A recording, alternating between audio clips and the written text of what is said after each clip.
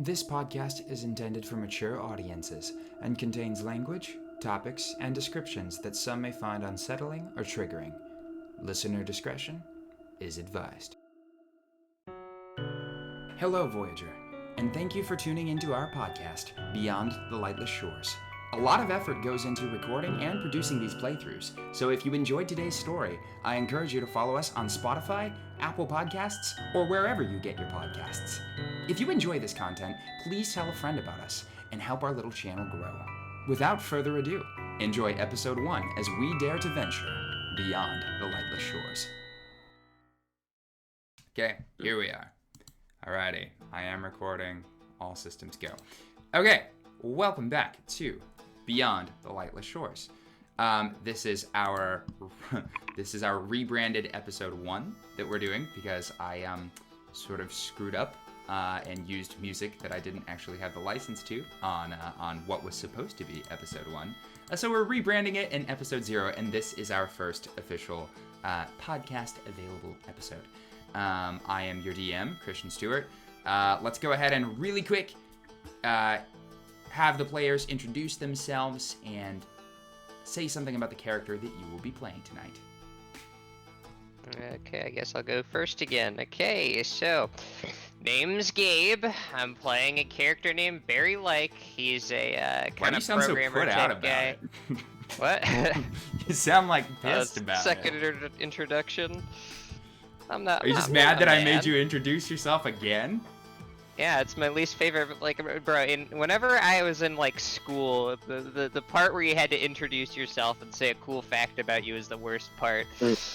Okay, well, it's somebody else, so you can literally make up whatever cool fact you want. Yeah, I know. Okay, let's see. So his name is Barry Like. He's 15 Frito pies in one sitting. Okay, keep going. Sorry, that's the last one. I swear. He's a programmer, and he's edgy. He's an edgy e-boy programmer guy. Yep, that's my character. Love it. All right. You're playing an expert, so somebody who's very good at practical skill checks. You're a skill monkey. All right? Yep, I'm a skill monkey. Let's go ahead and have Matthew describe your character next, please. Hello, I'm Matthew. I'll be playing Frances Belmont. She is a trained diplomat and biopsionic focused on healing. To give a visual description for listeners, she has a young-looking face. She's about 30 though, but looks younger than her years through both her biopsionic powers and just a good skincare routine. I love it. Yeah. All right. Elric Silverstride. Joshua, go ahead and. All right. Hello, my name is Joshua, and I'll be playing Elric Silverstride in this campaign. He's he or she is a very tight-lipped individual who gets his jobs done. No questions asked. He's straight to the letter, in and out, and can be pretty no-nonsense. It'll be interesting to see how he interacts with the rest of the players here. All right, Lansing, the ship's pilot, go ahead and introduce yourself. Yes, indeed. Hello, everybody. I am Lansing Greer. I am the resident pilot, hotshot, and expert who believes himself to be a bit of an expert at everything. Maybe a little more confident than he deserves to be, but I intend to have an absolute blast playing him. He's kind of our resident ship nut. Not only does he fly ships, he just kind of loves learning more about them and just the art of space travel, and he's not one to stick around in one spot. With introductions out of the way, I will go ahead and narrate where we left the Shoco II, sort of do a little bit of a recap for those listening. By the way, our last episode you can find exclusively on YouTube, non-monetized because of the music I used in it. I didn't actually have the rights for, so you can find episode 0 to find out what we were up to in the previous episode, free on YouTube. With that out of the way, the recap. your little crew was assembled to embark upon a mission of diplomacy to Asmova. You were tasked by Avenza the Maven, the leader of a group of insurrectionists called the Sand Rats, to essentially bring information to Asmova. You were supposed to bring a climatologist, specifically by the name of Patrice Nedelev, to Asmova with the goal of convincing the powers that be to help aid the Sand Rats' rebellion against the oppressive regime that controls Mazaalain, the CNSA, or Sensa, as they are colloquially known. Venza's mission for you is to utilize the climate information stolen from a satellite to try to convince the rest of the civilized world that freeing Mazaalain is an investment worth pursuing. Because currently, the Sand Rats are very outgunned on their little planet. The CNSA controls most of the resources, and they need outside help if they ever hope to shake the stranglehold that is on their little economy and their little desert world.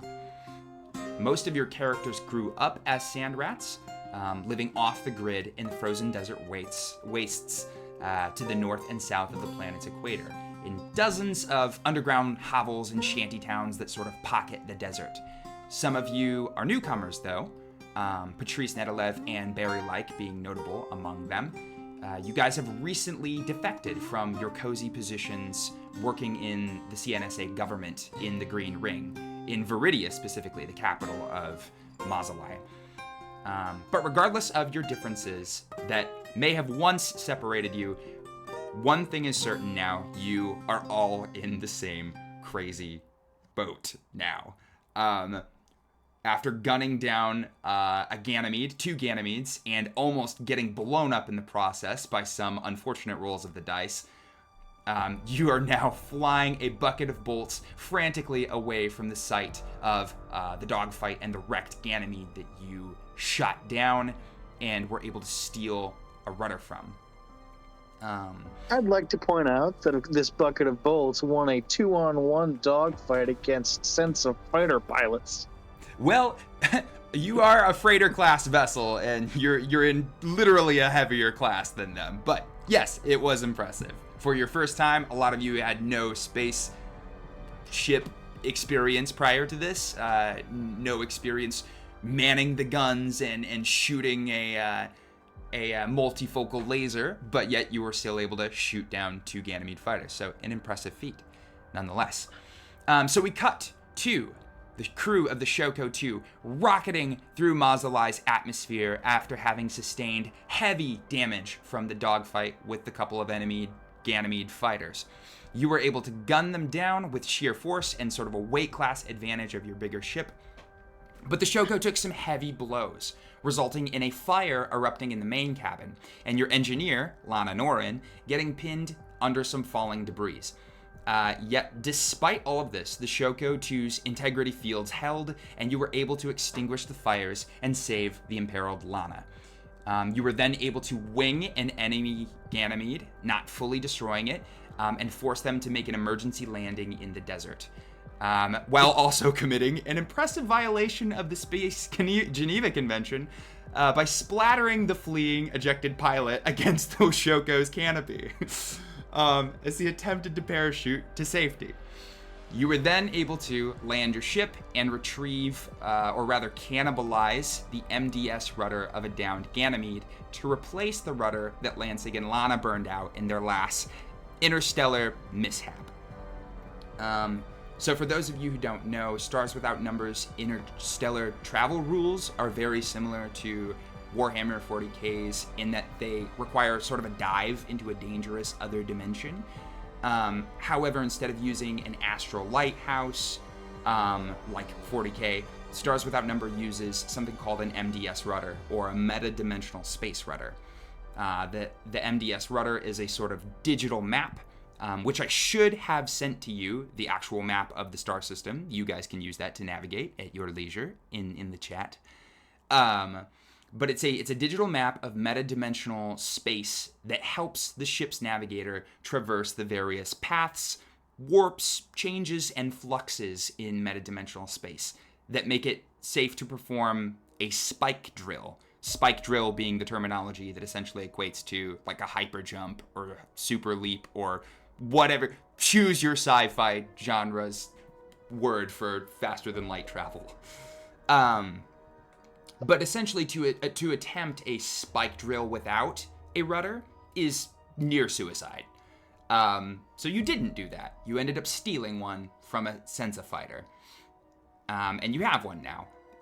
Is there a roll that you can make to try and do it without a rudder? There is a roll you can make, and it's dangerous. It's because if plus 6 to difficulty. Yes, if it goes terribly awry, you can show up in the middle of nowhere. Like you can run into a rough patch of metadimensional space and get blown way off course in the middle of nowhere with no fuel and only a prayer to get back to civilization.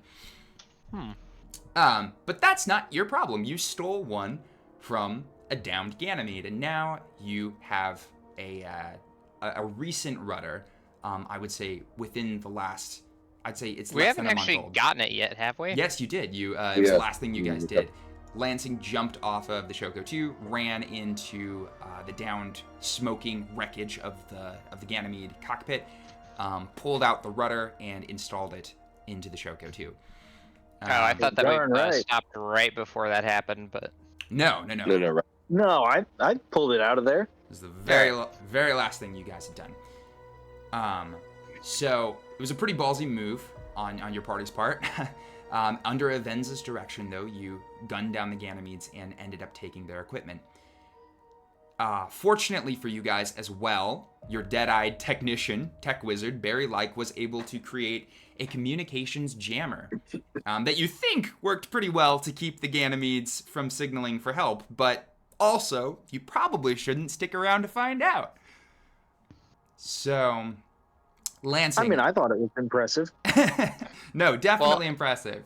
I had a whole fight plotted out for you guys that you negated from canceling their call for help. Yeah, completely shutting off the, I guess, contact with them is probably going to raise some alarms pretty soon, so we should probably just, like, dip out as fast as possible. 2 missing StarCraft fighters are still, 2 missing spike drive compatible StarCraft fighters. It's still it's a lot of money that just went missing all of a sudden. So yeah, eventually, this thing does have a shelf life. So Lansing, as you pull back on the control column of your smoking bucket of bolts, you feel the nose of the craft tip up towards the pale, hazy blue sky of Mazaalai's atmosphere. You reach down and engage the throttle, pushing it into the proper position to achieve escape velocity. And you feel, as much as hear the engine beneath you roar in response,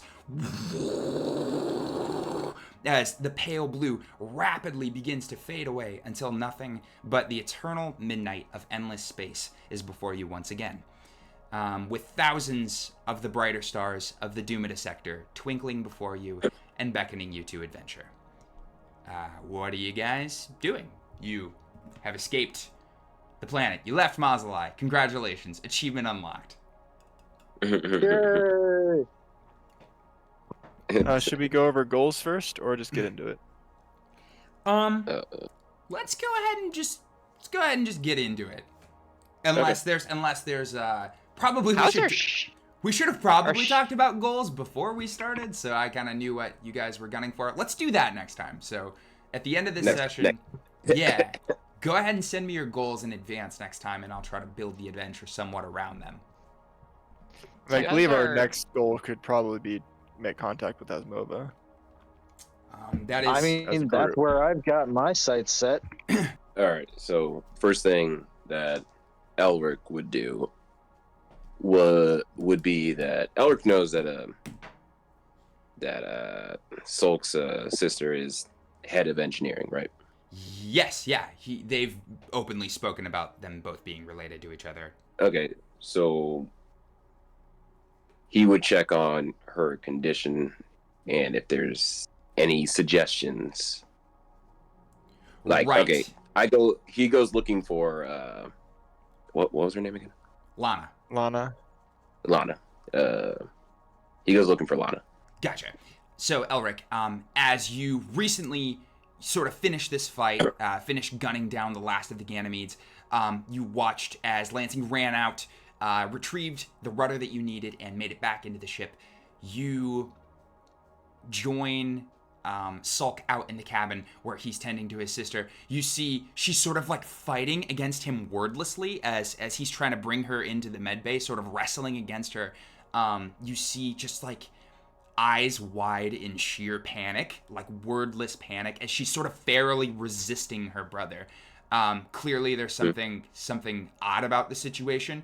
You hear Sulk trying to like talk to her in whispered tones to try to bring her down, sort of bring down the tension and the adrenaline with her. But she seems to be actively like resisting him and pushing away. Okay. Franny's also there, and she's gonna try to talk her down. Gotcha. What is it that you say? I have Franny has much experience in this side of things, and so she leans down and says, "It's okay, Lana. You're safe now. We can bring you to medbay. We can get you a nice rest. It'll be okay. Everything's fine. Okay. You're safe. You're safe." And she just repeats things like that. Gotcha. Go ahead and roll me what would it be? A talk check, I think. Yeah, this would either be talk or lead, so whichever one you're more comfortable in I'll rolling. use wisdom as well. Sure, certainly, yeah. They would That's either okay. be wisdom or intelligence. 10. 10. I would say that you see, like, as you look into her eyes, you see sort of like, there's like a disassociation there. It's like she has put herself in a box. I would say, you know what? Go ahead and roll me either. What would this count as? Is there either a heal or a no? Can I notice this? What's that? I said, as I see this going on, can I notice anything about her reaction? Yes, I would say that both of you who are observing this, you can go ahead and roll me a notice or no check, whichever you would prefer to roll. I suppose you could probably even argue a heal check, because it has to do with human physiology. I did no wisdom for 6. 6. I would say, Franny, you don't know what's happening other than she just looks very scared. Okay, here, let me, is notice a specific, Yeah, it's a Notice skill. is a skill, yeah. You can I have a... notice or no. I have... Gotcha. I have And skill in you can do notice. intelligence or wisdom for this one. In this system, Stars Without Number, multiple attributes can apply to the same skill, so it's less like D&D, less pigeonholes you to be good at one particular attribute to be good at a skill. What'd you get? Okay. Trying to find my character sheet that I sent to you. But let me just roll here. That's 2d6s, right? Yes, sir. Alright, perfect. Okay. Yeah. That's a 5 plus... probably a +1, but I will double check, so 6.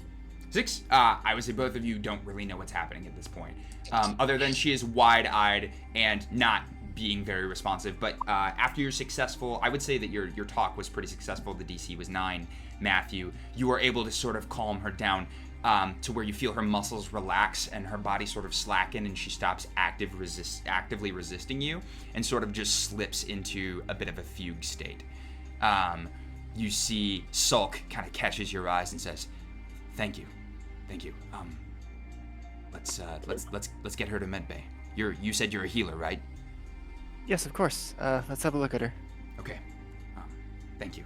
And just sort of big, hulking, muscular Marine reaches down, picks up his sister, and carries her to the ship's medical bay, which all ships just automatically have if they're bigger than fighters. Sort of lay her out on the hospital bed, the gurney. She looks more shaken up, I would say, than injured. It's probably more of a shock type thing that's happening than a real injury. Why don't you go ahead and roll me a heal check, I would say, for diagnosis. Or is Okay. there an ability you would like to use over that? Would my biopsionic skills come in play here at all? Absolutely. If you're using your biopsionics, tell me how it is that you choose to use those.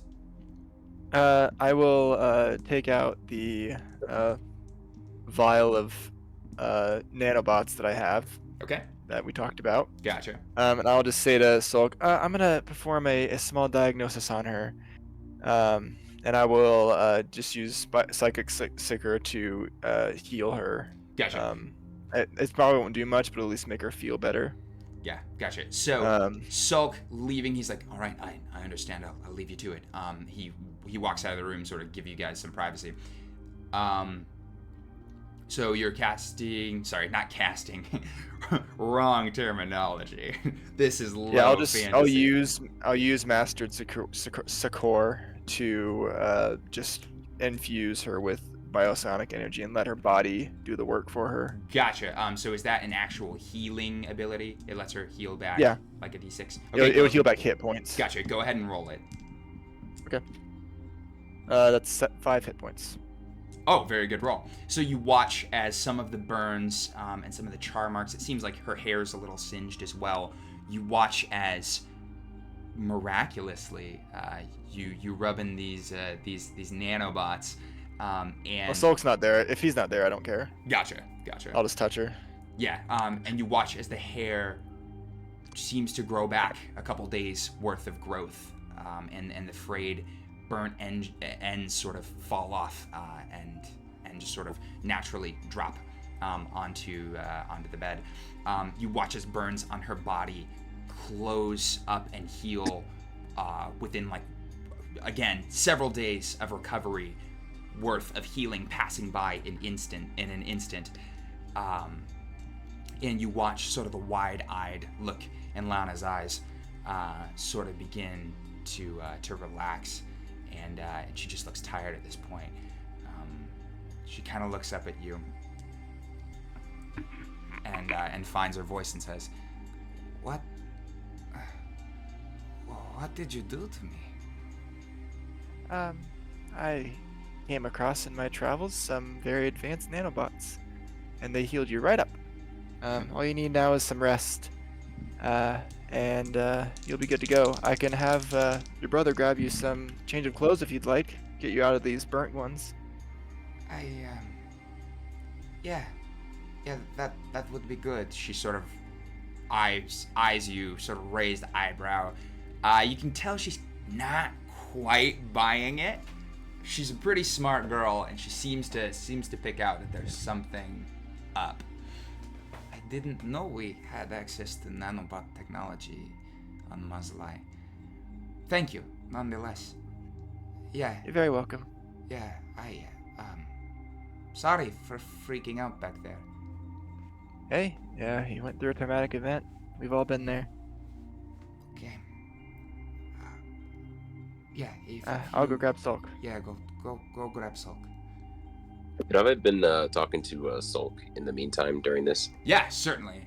You see him just sort of standing, looking pensive, quiet, pensive, melancholy, sort of the same vibes he always gives off.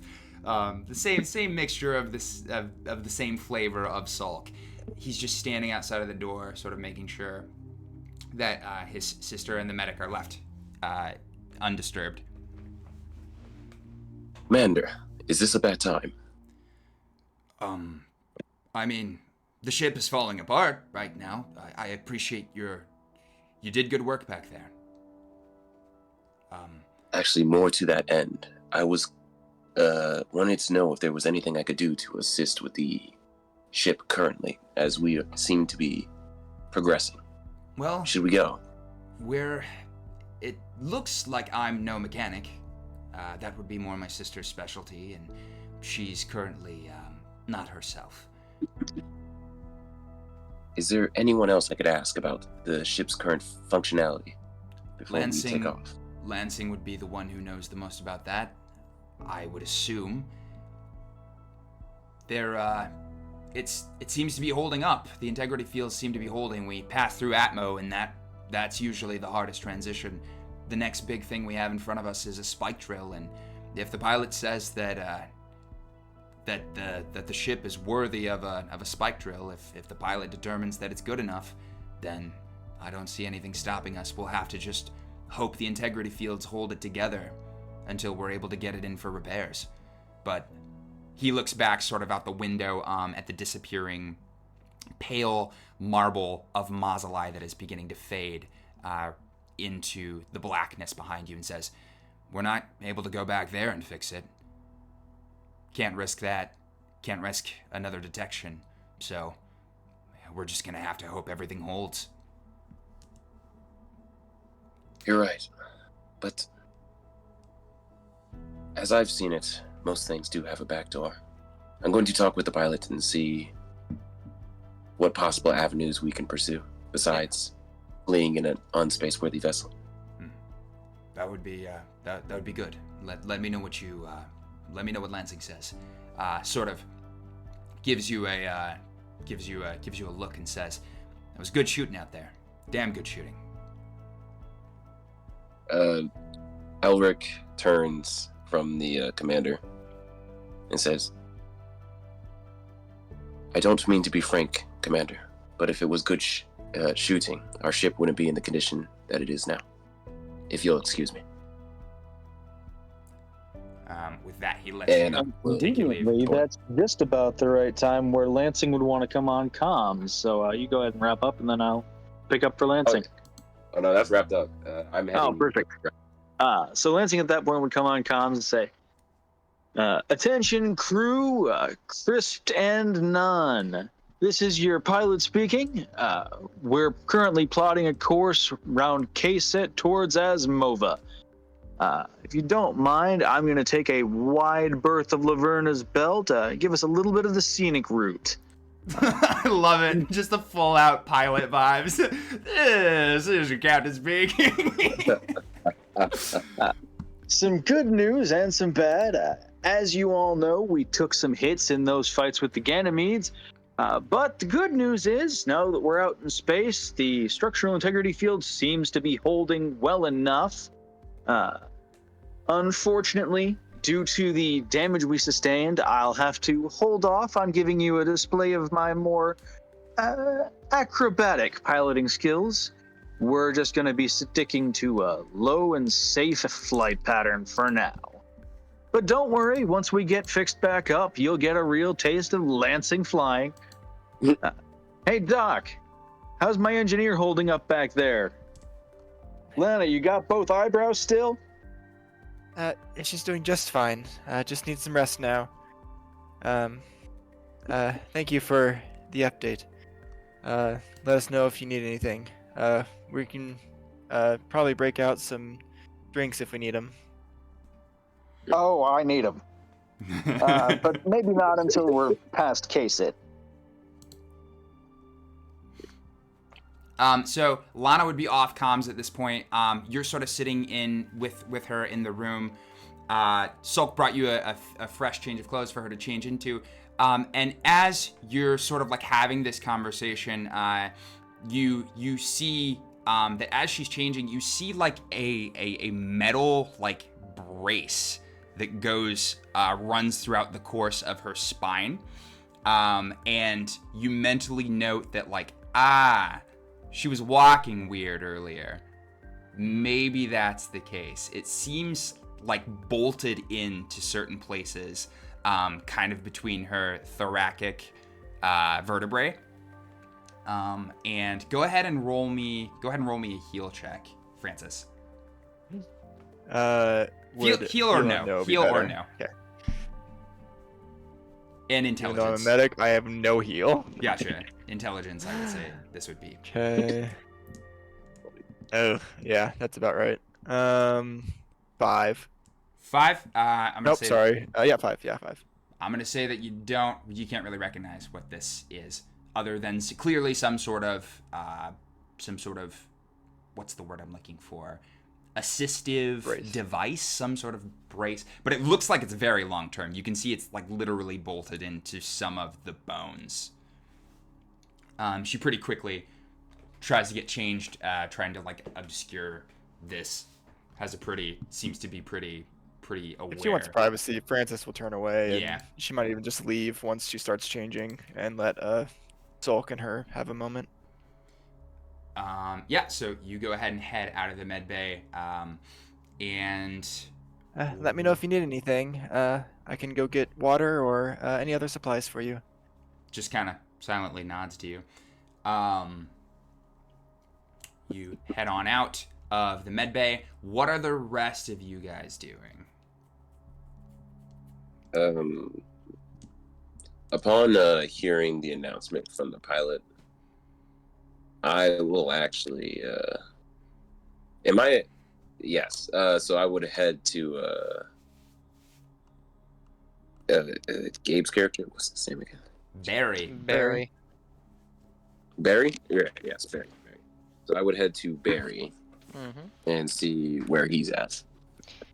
At this point, my character's kind of been living it up, like in high society for the past bit, and this is a very new experience for Barry, you know, being in a life-threatening situation. So he's probably just going to be kind of sitting there, kind of in shock, kind of just being a little bit shaken from the whole experience of nearly getting obliterated.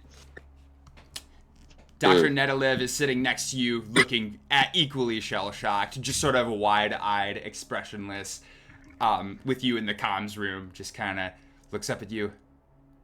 Well, that was something, wasn't it? Yep, that was definitely something. It's about this time that Elric walks into the room. Are they talking when I first enter? They just both seem shaken. They're just both kind of sitting there quietly, looking really shaken up about the fact that they just blew up 2 StarCraft and ended 2 human lives. Oh, if Elric hears anything at all, he will kind of stalk and not enter the room, but listen in. I would say you hear that first exchange, and then probably just silence. They're just both riding out the cortisol wave that was the last dogfight. All right. Seeing how they're looking, you guys see basically the man that you met at the tavern, and he says, "Dr. Nedalev, Barry, it's a bad time for you too." As good a time as any, I think. Can I talk to you for a spell, there, Barry? Go ahead. I'd like your opinion or your assessment. So it was quite impressive, your technical know-how, and I wanted to see if you could take a look at the where the ship took a hit. I'm just gonna kind of like sit there for like a kind of an awkwardly long pause, just kind of taking in everything before I just kind of respond to him. I'll go take a look, I guess. And I'll stand up, kind of looking very much like I'm willing to follow you. Do I know how to get to the engine room? Primarily, you weren't hitting the engine, actually. What ended up getting hit was, so you took a hit in the main cabin, melted off some armor from a multifocal laser, and there are, if you head to the cabin, that was where the fire was. There was a big explosion, something big got hit down there, like a radiator you'll probably have to repair later, got hit, which caused the fire. So, center of mass of the vehicle. All right, I go to the cabin. What's your opinion on this? Yeah, as you walk into the cabin, you see that there are, to your great alarm, there's what seems to be missing enough hunks of metal to open up into the vacuum of space, but something seems to be retaining the atmosphere. There's like a strong field that sort of is goes around the exterior of the ship that seems to be maintaining the integrity of the ship. And if you're familiar with Star Trek's integrity fields, that's essentially what's doing the work. When the material alloys and metals failed, there's a shield that is sort of holding things together. But you watch as pieces of metal alarmingly are sort of like moving around and riveting, being well, no, I guess there's no wind, so no, they would just be sort of chilling. As you can see, Barry, this is quite visibly concerning. Yes, this is, I'm not sure if I'm really able to handle any of this. I'm more of a technical software kind of guy. This is a little bit, out of my range. Does Lansing know that it's this bad? Does he? Do I know if he does? Absolutely. Yeah, Lansing has the readouts on his ship. He sees that there's a sort of a giant integrity breach in the main cabin, sort of on the top of the ship where you were blasted into by a flat cannon and a multifocal laser. So yeah, Lansing's well aware that the ship is being held together by narrow margins. Look, man, I'm just grateful for whatever geniuses invented the structural integrity field, and doing my best to keep from flying too crazy and shaking anything loose. Yeah, it's a smooth ride. It's space. I mean, there's nothing. You don't run into any. There's no turbulence. There's no atmosphere. Well, not now, but I'm worried when we're passing like the moon around K-Sid or the planet itself or the spike drive. Well, so a little bit about that. So in order to initiate a spike drive, Lansing, you would know this because you're a pilot. It's kind of your thing. In order to initiate a spike drive, you need to get to a solar system's, the edge of a solar system, which allows for essentially enough of a gradient of gravity to use the system star as a slingshot to push you into another dimension and send you to another gravity well, which would be the star of the next system over that you're trying to travel to. But it's a specific... Right, I remember. And I remember like when Lana and I did it, we did it out of, I think it was the southeast or southwest quadrant. Because, right, yeah, you guys were going to tends to monitor the other starports.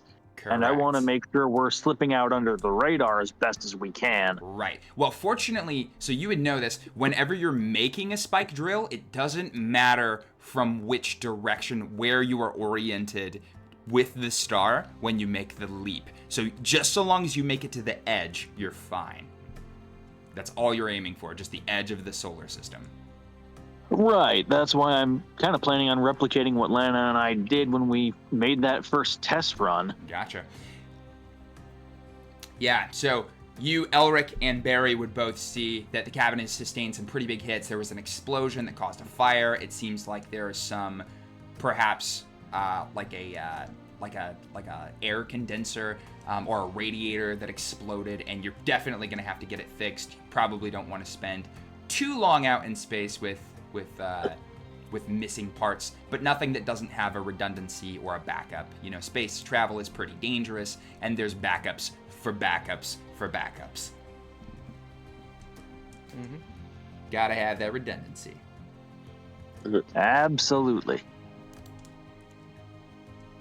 I think around this time, Franny would come around with water in whatever package containers we have. Here's some water for everyone. You all did really well. Glad to see that everyone's at least conscious and alive. It's always a positive.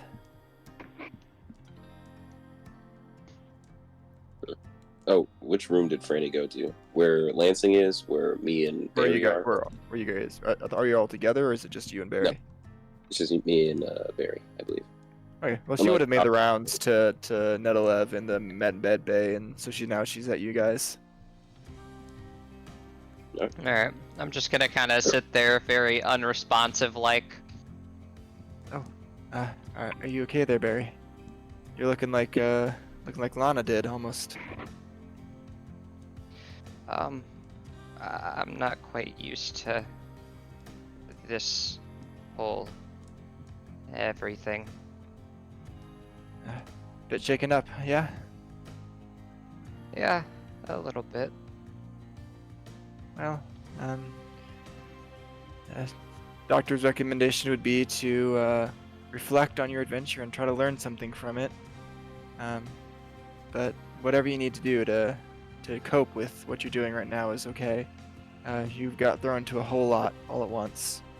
We drove into a person. You did what? We drove into a person. When did we do that? Did you weren't there? No, I was taking care of Lana. Once I heard she was injured, I went in there immediately. I'm just gonna kind of look at the floor, just kind of very, very silent. I I turn my assume the comms room is sort of close to the pilot's area, but Yeah, so the comms deck and the pilot's cockpit, in my mind's eye, are sort of on the upper level of the ship. They're sort of on the level 2, if you will. The cabin, I would say, is sort of a level 1, and the comms deck is on the same level as the cockpit is. So yeah, Lansing is just a hop, skip, and a jump over.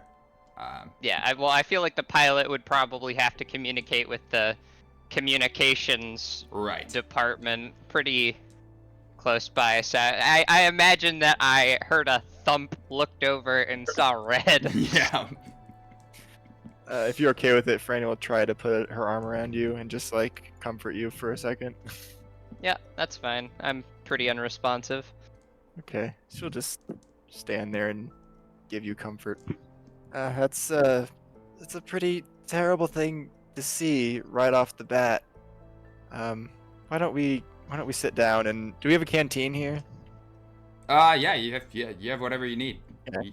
Okay. I'll just walk him to the canteen and get him some coffee or whatever drink he would like aside from just the water, and just sit with him for as long as he needs. For sure. Yeah. It's at this point that you would hear Sulk sort of calling over the comms. He would be saying, "Can everyone meet in the lobby? I think that we should talk about our next move." Be right there. Obviously, Lansing, you stay up there and fly if you need to. But anyone else? Anyone else who don't. right away. Yeah, we'll loop you in, Lansing. Yeah, don't worry. I won't be leaving us flying blind with half a ship intact. Good. That would be appreciated. So you guys meet down in the lobby in the next couple of minutes. Sort of like a lounge type area. Not super comfy furniture. Just sort of bare bones, gets the job done. Not room for a whole lot of opulence and space. But as you guys sit down, Sulk sort of has a grim, sort of severe look on his face as he takes a seat and says, "Well, that went about as well as expected, considering you're all a bunch of civilians. You did well. All of your service was absolutely necessary in ensuring our survival today. So I know that you're not used to being put into combat circumstances, but thank you for keeping cool heads and keeping things together." Of course. I did have a question. Yeah. This is the time to ask it. Given our performance, it's outside you, Commander. We don't much have a gunner. I didn't understand the necessity until much recently in our previous combat instance. Well, hopefully we shouldn't get into any more altercations. That should be the first and the last for this little trip to Asmova. As you all know, that is the intended target, our destination. We are going to Asmova. Of course. We'll have to make a stop. It's not a clear shot. After making an initial spike drive to the Kaseit base. There's a refueling station between Mazaalain and Asmova. We'll have to stop there for more fuel, possibly repairs, and then we're home free. We make it to Asmova. I have a rendezvous that I need to meet up with there, and I'm planning on going wherever they tell me I need to go. That's our next step. But our first step is make it to Asmova in one piece. Is there any sort of white flag signal we can be sending when we get to Asmova to show we're non-hostile? Well, from the last contacts that we had, when last we sent somebody from the Mazaalain system to Asmova, when last we heard, fortunately, of the three sects that rule the planet, the more peaceful is currently the ruling sect. They call it the Sanctus Columba, the Order of the Holy Dove. They have an open border policy with any defectors from Mazaalain. So, fortunately, we should be able to make it from Kaseit to Asmova without any problems. Sounds great. I studied that sect some. I like their ideals. Well, I have to agree that it's fortunate for us. The Order of the Dove tries to have they're pretty isolationist in their policies, so Asmova doesn't get involved in a lot of people's troubles, so it'll be unlikely that we find our ally in them, but we might be able to find a safe haven there, at the very least. At this point, that's all we can ask for, right? Indeed.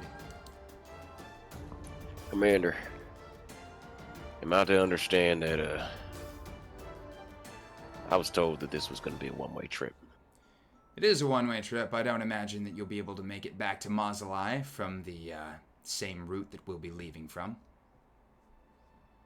And from the condition of our ship, I don't imagine we might make it off Mazaalain. Or not Mazaalain, sorry, Asmova. So will we be taking up residence, or Asmova should what are your be- plans for us? Well, so my plan is, about 3 years ago, we sent operatives out in a mission called Operation Gilgamesh.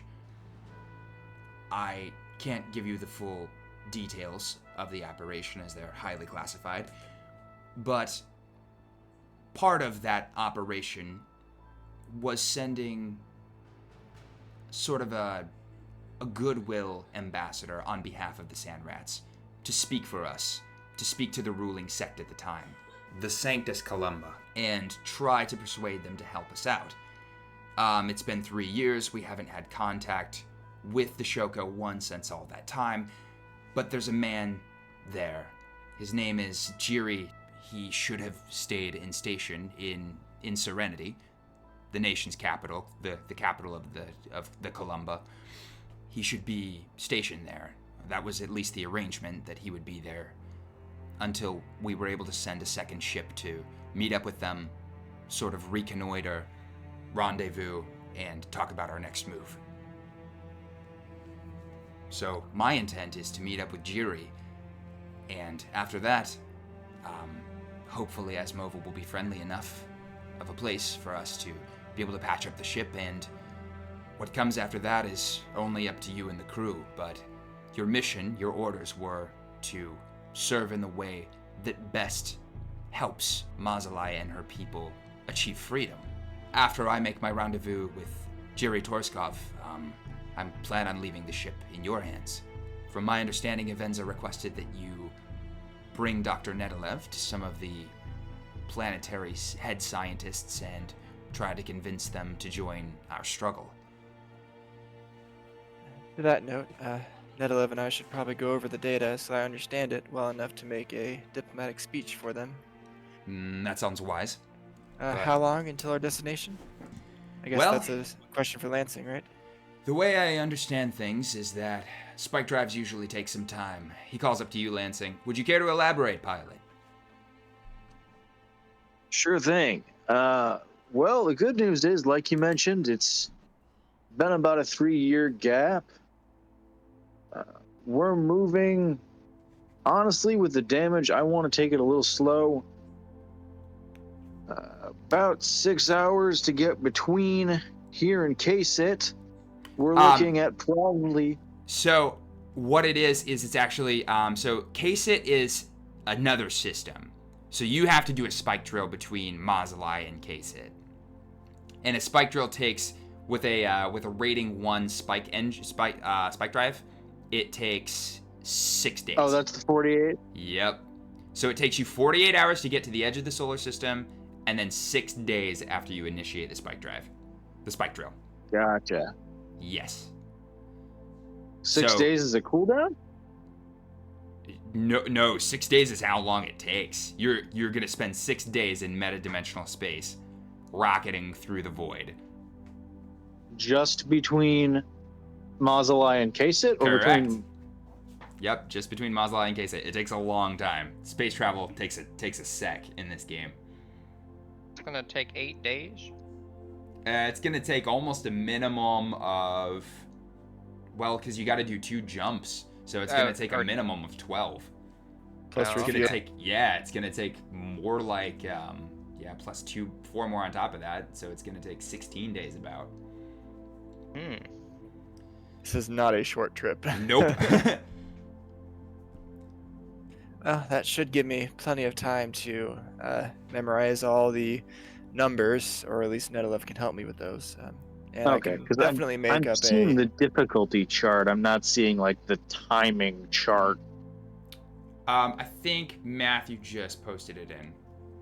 He did, and I see like the 48 hours and 6 hours. I'm not seeing the like transit between systems timing. That would be under, I believe, spike drills. But yeah, trust me, it's 6 days. It gets shorter with the better spike drive that you have. So if you have, but we've got a bare bones system. yes, you have a bare bones system. You used to have a class 2 spike drive, but it burned out, and the best you were able to do was salvage it to a class 1 spike drive. But that was after you reached that weird patch of metadimensional space and ended up getting stranded in essentially the warp for multiple days on end. Yeah, no, that wasn't great, and we don't have to talk about it. But the long and the short of it is, it's gonna be a haul. Yep, it's gonna be cramped quarters, so try to get along with each other and not rub up against each other's nerves too much. So get comfy and please don't drink all the alcohol. So traveling in this game is like going, you go through the warp kind of type thing instead of like going FTL, like Correct. literally. Yes, you travel Okay. into a different dimension. Epic. It's more like So it's at this point you guys essentially have 48 hours of downtime. During this time, if you have any more questions for Sulk, let me know. I don't have 48 hours of downtime. I'm flying the ship. Well, you'll have to take a break, and you can turn it over. There's members on board who are competent enough to handle the controls. Lana would be competent enough to handle the controls as well. I don't want to put a half-cooked engineer behind my pilot's chair. She needs time to rest. But Well, you it's do like, have it's to gonna share. go straight. You do have to share the piloting duties because you have to sleep at some point. Is there no autopilot then? I know. Now there is an autopilot. Yeah, it's for spike drills that you specifically have to steer Oh, heck yeah. the whole time. But you can't do just a 6-day no sleeper. No, I'm aware. That's a bit much, even for me. So yeah, you guys are essentially just trying to lay low and make it out of the system undetected. To that extent, I would like you to go ahead and do a hide and seek check to try to avoid a detection lock. Whatever systems, whatever satellites Okay, the CNSA so- has lurking in deep space. You're just trying to avoid those. That's gonna be my role, isn't it? Yes, that would be whoever's in comms. Okay. So it's that's an my intelligence role. program skill check. against the ship comms officer on the other ship, or whatever thing is looking for you. Okay, let's see. So, I go to my character sheet, which is on edge for some reason. Okay, so that's going to be I rolled 9. I've got a +1 to intelligence, and I've got programming as 1. So would that put it up to 11? Yeah, I believe so. All right, epic. So you're feeling pretty good. Your hacker man skills come in clutch, and you're feeling like the ship is pretty stealthy. If there are any satellites or orbital crafts out here in the distant orbit of Mazaalain at this point, you're pretty sure that they haven't detected you. Very nice. Yeah. So you guys essentially have 2 days of downtime. Is there anything that you guys would like to do during that time? Any conversations you would like to have? Any inquiries you would like to make? Just getting the speech down with Patricia is the only thing I have, really, Gotcha. and then connecting with Lana at some point. Certainly, yeah. So, yes, Patrice would basically do her best to run you over the numbers. Why don't you go ahead and, since this is she goes into sort of like nerd technobabble. You can see she's very enthusiastic about it. She chose her field well. But I take a lot of notes. A lot of it goes over your head, and she gets excited, and sometimes you have to like rein her back in and be like, whoa, Patrice, what explain what this is. It's a lot of requires a lot of back knowledge. You're sort of taking a crash course in atmospheric composition in the next 2 days. So why don't you go ahead and, I think that this requires a skill check. Why don't you go ahead and do, I think that this is clearly a no. I would call this a no, maybe a perform, no or perform, and I would say intelligence. Alrighty. Oof. And, okay. That's a intelligence plus no, 7. So you take some notes. You're able to basically paraphrase the majority of her nerd technobabble, but some of the more detailed intricacies of the climatological numbers sort of still elude you. You could explain it, you think, to a layman, but you're not certain if you would have a chance explaining it to a fellow scientist who has a mastery of the subject as well as Lana does. Or not Lana. I think for Patrice. an entry-level speech, just getting us past the doors of Asmova, that's enough. For sure, because although Patrice is kind enough, she a little socially awkward. Yeah, and I can help her through that, and we can go over that while we're in spike drive mode. More. Certainly. The rest of you guys, do you have anything else you would like to be doing during these 2 days? During the 2 days, Elric would journey to the med bay and kind of look about it.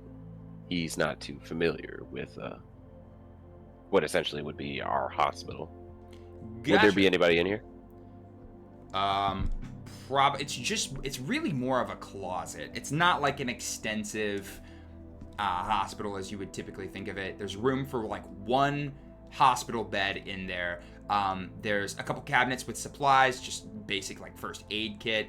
There's like gauze and like tourniquets in the case that you need to do like an emergency amputation or stopping bleeding. There's a basic supply of antiseptics, antibiotics, that sort of thing. But it's pretty much just a supply closet for the most part, sort of a high-tech supply closet. You've got a medicine cabinet that sort of treats any of your colds.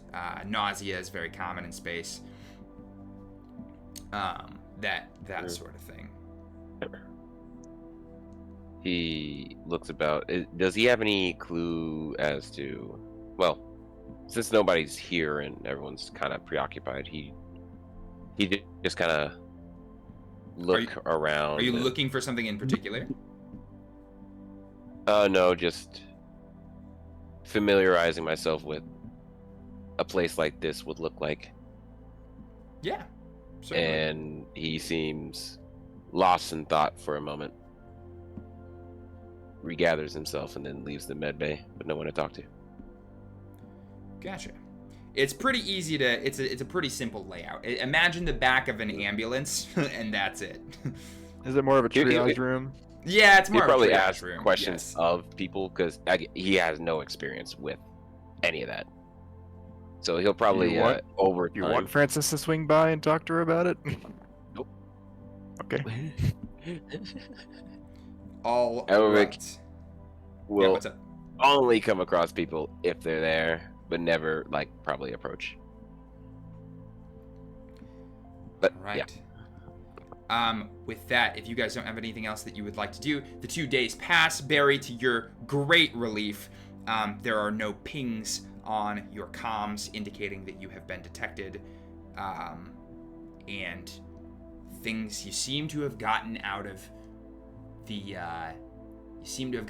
range of the CNSA's comms, or any sort of sensors that would tag you and alert your position to any more Ganymede fighters that would then, cause trouble for you and your ship. You seem to have given them the slip, as it were.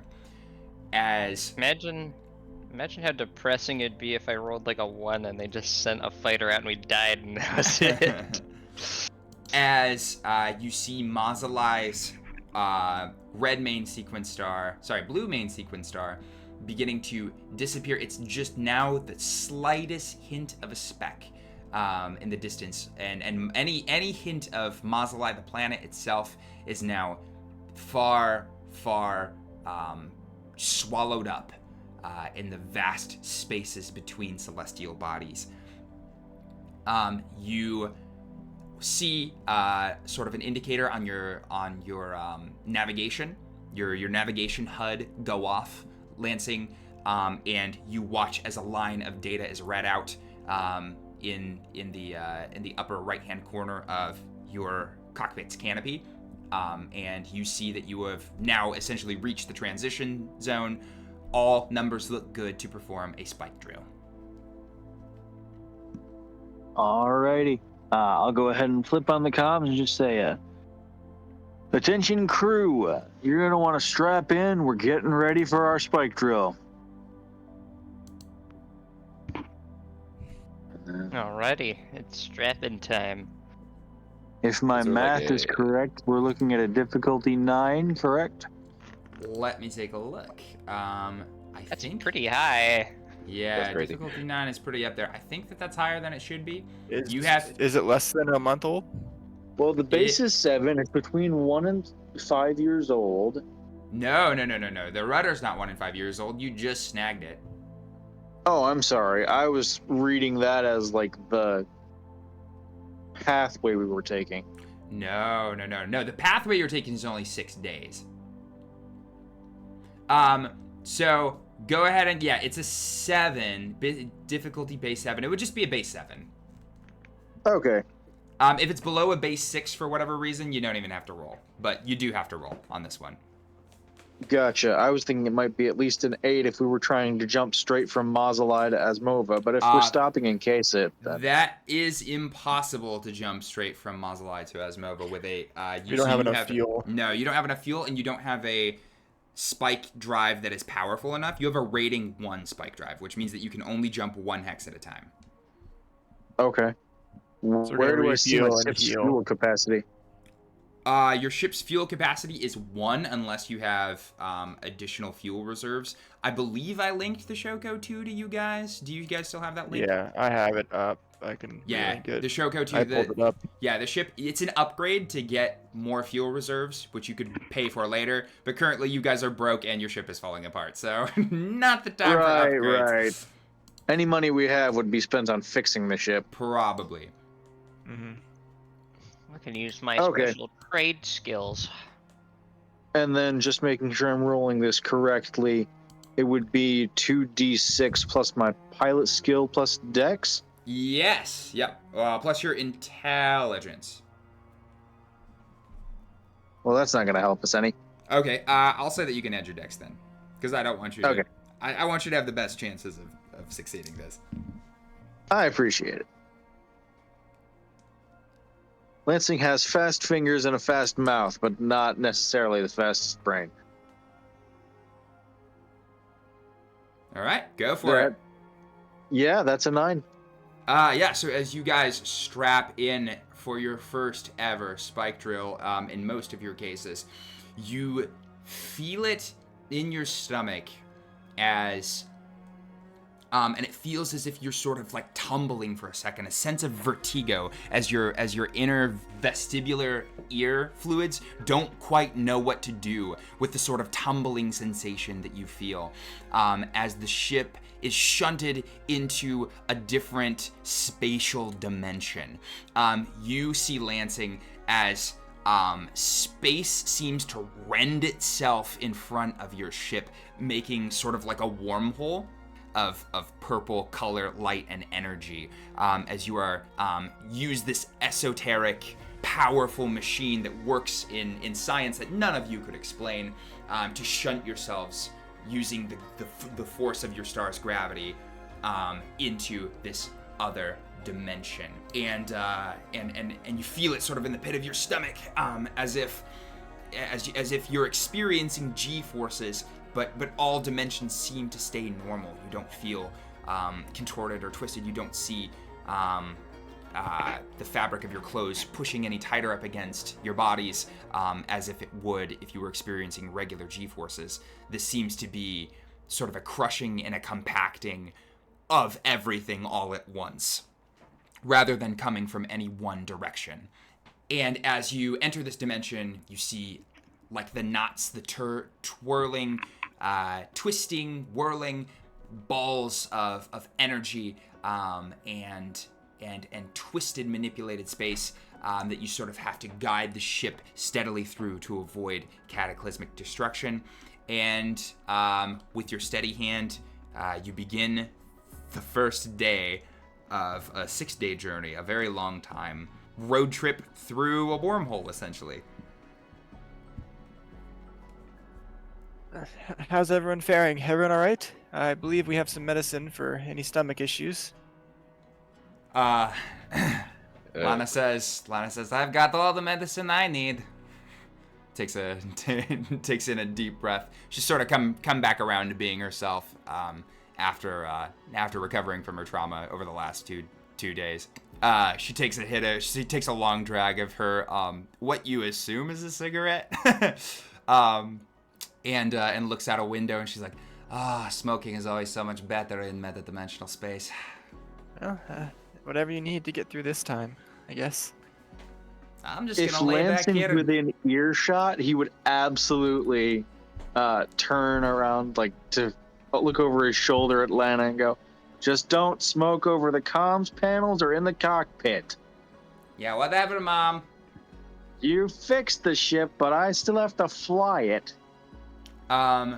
With that, is there anything that you guys are doing now that you find yourselves in this interesting new array of color and light and energy?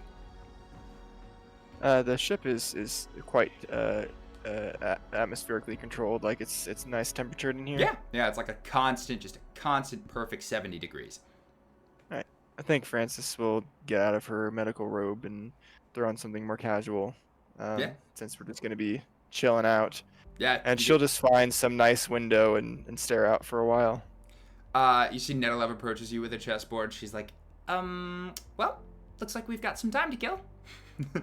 And essentially you guys just fat chill for the next 6 days.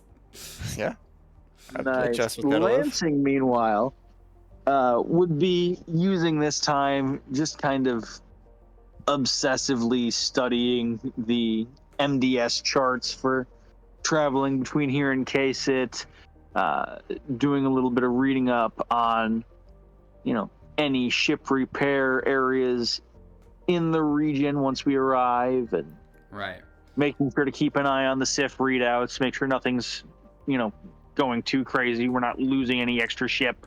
For sure. no So integrity failures. a quick note for you, Lansing. The moment that you entered metadimensional space, you were feeling a little bit nervous. Your palms were sweaty as you initiated the spike drive this time around, because this is the last time that you've done a drill since your little accident. And as you enter the space, there's a familiar feeling, all the sensations that come with being shunted into this other dimension, all the familiar feelings that you've grown pleasantly used to, sort of assail your body and your senses. But there's also another one, a sort of a feeling, a hanging feeling that somebody's watching you. Sort of a heavy feeling. And you don't like it. You've felt it sort of gently hanging on your shoulders ever since you left your little metadimensional space accident after leaving the Hixus system. But now that you're once again in this space, you feel it heavier than ever. What was once just sort of boiling on the back burner of your consciousness is forced to the front of it as you feel physically the heaviness of this other presence that hangs about you. And Lansing would try his best not to let it show. He'd kind of gnaw his lip a little bit and engross himself a little further into his studies, maybe occasionally letting slip a faint muttering about shadows between the stars or space sharks. But mostly just doing his best to focus on the flight, focus on the trip, and ignore it. There's nothing crazy going on. You're just being paranoid, Lansing. It's going to be fine. All right. Anyone else? Anything you're doing during this time? You eat a whole bunch of canned navy beans. Lana was not wrong. You're all sick of navy beans by the end of the flight. I mean, if we had some flour, I could make, like, bread. What's that? Matthew? Sorry, go ahead. I was just saying, is this over the 6 days? We're just going to go through 6 days right now? Yep. Downtime? Yes. At some point, I want to talk to Lana.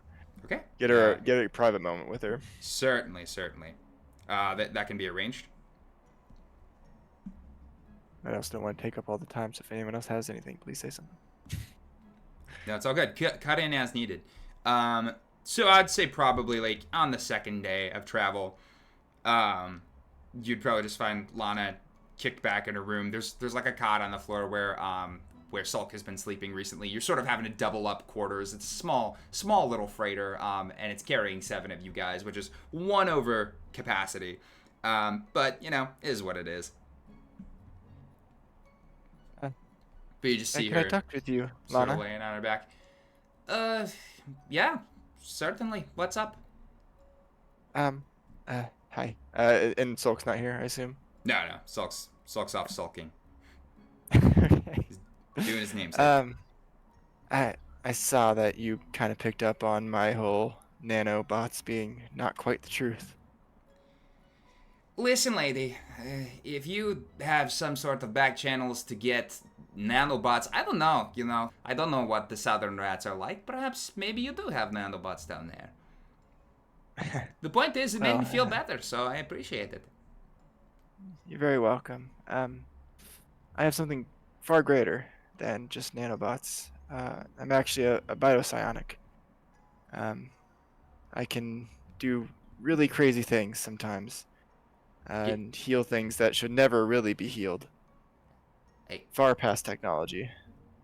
Get the fuck out. You're a psychic? Yes. Just trying to keep it on the down low for the moment. Your secret's safe with me. I didn't think I would ever meet one. Well, here I am in the flesh. Wow.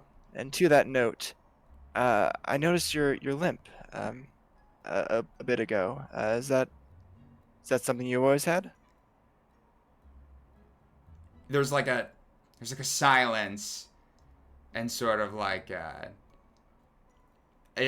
palpable cold wall kind of comes up, and she sort of like sort of gets sort of a a cockeyed sort of grin and says, "Listen, Francis, I appreciate you healing me. I understand it's coming from a good place, what you're asking me, but if you need to know about something, I promise you I will tell you," she says with sort of a saccharine sweet smile on her face. In all of the with all of like the kindness that she can muster in her teenage body, she's essentially telling you to fuck off. Sorry, I didn't mean to push a button there. I just mean my mother was also biosonic mastered it actually, and she could do some really crazy things. And one day I might be able to. And if that's something you would like fixed, one day I might be able to. Just a thought. Thanks. I'll keep it in mind. Have a nice night. Yep. Sorry. She'll very quickly leave. Yeah, you leave. She just sort of kicks back. Yeah, very. You sort of make a note to yourself, Francis, about you find yourself taking into more consideration than you ever have before, sort of the thought of not having kids. You're like, well, if that's what that is about, maybe I'm gonna avoid that. So yeah, that's that you have that little moment. Is there anything else you guys want to do while you're out here? I'd probably find a time to approach Lana as well. Gotcha. Definitely at a different time than that little travesty. Certainly. We'll say it's like the third day. Alright, I'll say, man, what is her title? Lana? She's the engineer. Oh, yeah.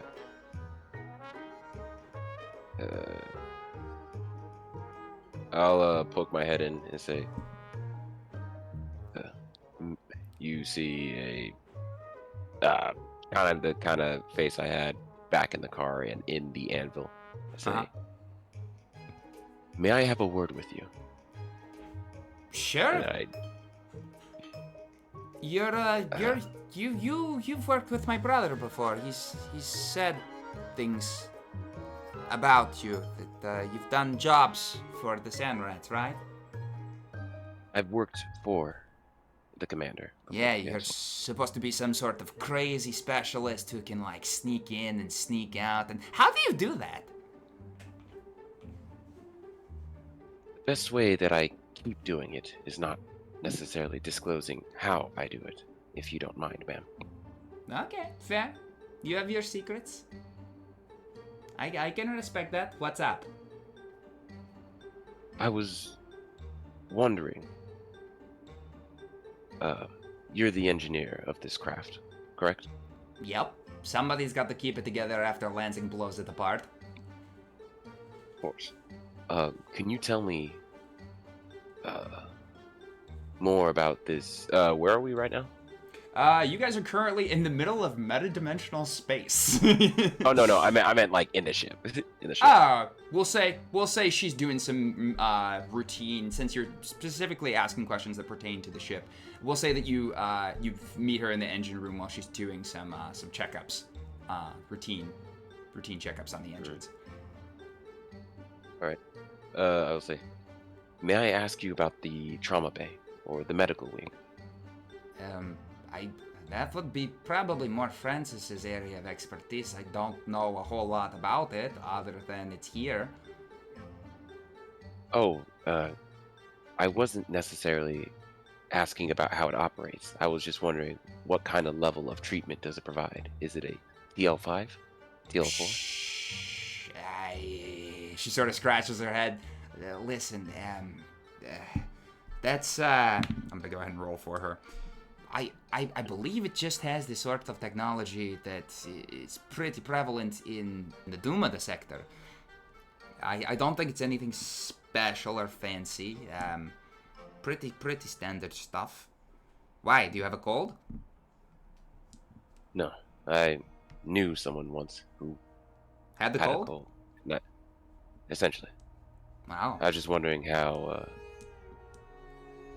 prevalent this kind of medical facility I would would be assume in it's a place like Mazaalain. I would assume it's probably sort of more expensive, hard to find medical equipment. This is a very important mission, so I imagine that Avenza probably sprung for the best stuff to make sure that we didn't get sick out in space. Yeah, of course. But so as far as how prevalent it is in Asadak, I'm not certain. It's a little more compact and a little more high tech than the stuff that you might be able to find at like a pharmacy, but as far as I know, pretty standard stuff. Perhaps I will have to follow up with Francis after all. Yeah, that's sort of more As- her wheelhouse. I kind of just do the engine room. I'll catch her at another time. I appreciate what you could contribute. Yeah, certainly. All right then. I will Um, take my leave. Gotcha. At some point during this, I'll say it's probably towards the last couple days, that Lansing's paranoia has gotten noticeably greater. So Lansing, the heaviness that you felt when you initially came here has only gotten worse. To the point where you have sort of had some auditory hallucinations. You swear that somebody's like whispering to you. You think you hear your own voice sometimes. It's gotten kind of goofy. And probably on the last day, while you're just sort of keeping a steady, even keel as you're driving the ship through the last little bit, the last leg of your journey through metadimensional space, where you hear a tapping on the canopy, on the windshield of the cockpit. Oh Here. crap. Okay. You hear tink tink tink tink, like that. So as soon as he hears that tapping, Uh-huh. Lansing would like swing his fist and pound right where he's hearing the tapping, just one solid hit. Your HUD, and- your HUD and sort of the integrated like hologram technology that sort of broadcasts the ship's analytics sort of flashes and sort of pulses after you punch the screen, and you look up into the direction that the tapping was coming from, and you see, you staring No, down at you. No, you're not. No, you're not real. You're just. You watch as a wide-eyed, expressionless version of yourself is impossibly plastered against the outside of the cockpit's window and sort of walking on his hands on the glass and sort of floats down to get eye level with you, where your control column is in the cockpit, and he makes eye contact with you. You make eye contact with you. Just staring, analyzing you. You watch the hand raise up, pull into a fist, and knock against the glass of your cockpit again. What are you doing? Lansing, upon hearing that second knock, would actually like rest his forehead against the outer view screen, kind of against where his double is staring at him. He would just stare out at him and say, "I made it out. I'm not still stuck here. I made it out. Go." No, you're fine. There's only. What do you want? You see as wordlessly this thing that should be breaking up into a million particles as it's being torn through. Like nothing survives being fully bodily exposed to a craft hurtling through metadimensional space. This should be impossible. But you watch as this doppelganger of yours, with a wide-eyed expression, just taking your eyes and it, he raises one finger and points up silently towards the very top of the cockpit's canopy. I look up. You look up. You see black tendrils beginning to curl around from the outside of the window and slowly envelop, bit by bit, starting around at sort of the edges where the windshield actually meets the frame of the cockpit, and sort of begins to frame your view from the cockpit. Twirling, swirling, tangling black tendrils that seem to just absorb all light and seem to be utterly devoid of any sort of radiance. And you watch as they begin to spread out and slowly encase the cockpit of the Shoco II. Oh, hell no. Get out of my ship. And Lansing would reach underneath kind of his instruments and then grab like his handheld welding device, turn behind him to like his pile of like odds and ends he uses to patch up little holes in the ship. And he would basically grab whatever sheet metal he can find and start trying to weld it over the cracks in the cockpit. Gotcha. It's not cracking through the cockpit. It's just like it's like there's a tentacle. There's like tendrils that are right. It's reaching in through the hatch and through the seams. Yeah, but it's not. No, it's not pulling into the cockpit yet. It just seems to be enveloping the surface of the windshield outside from the outside. Oh, okay. So it's not inside. It's not breaching. Nope. Well, that's good.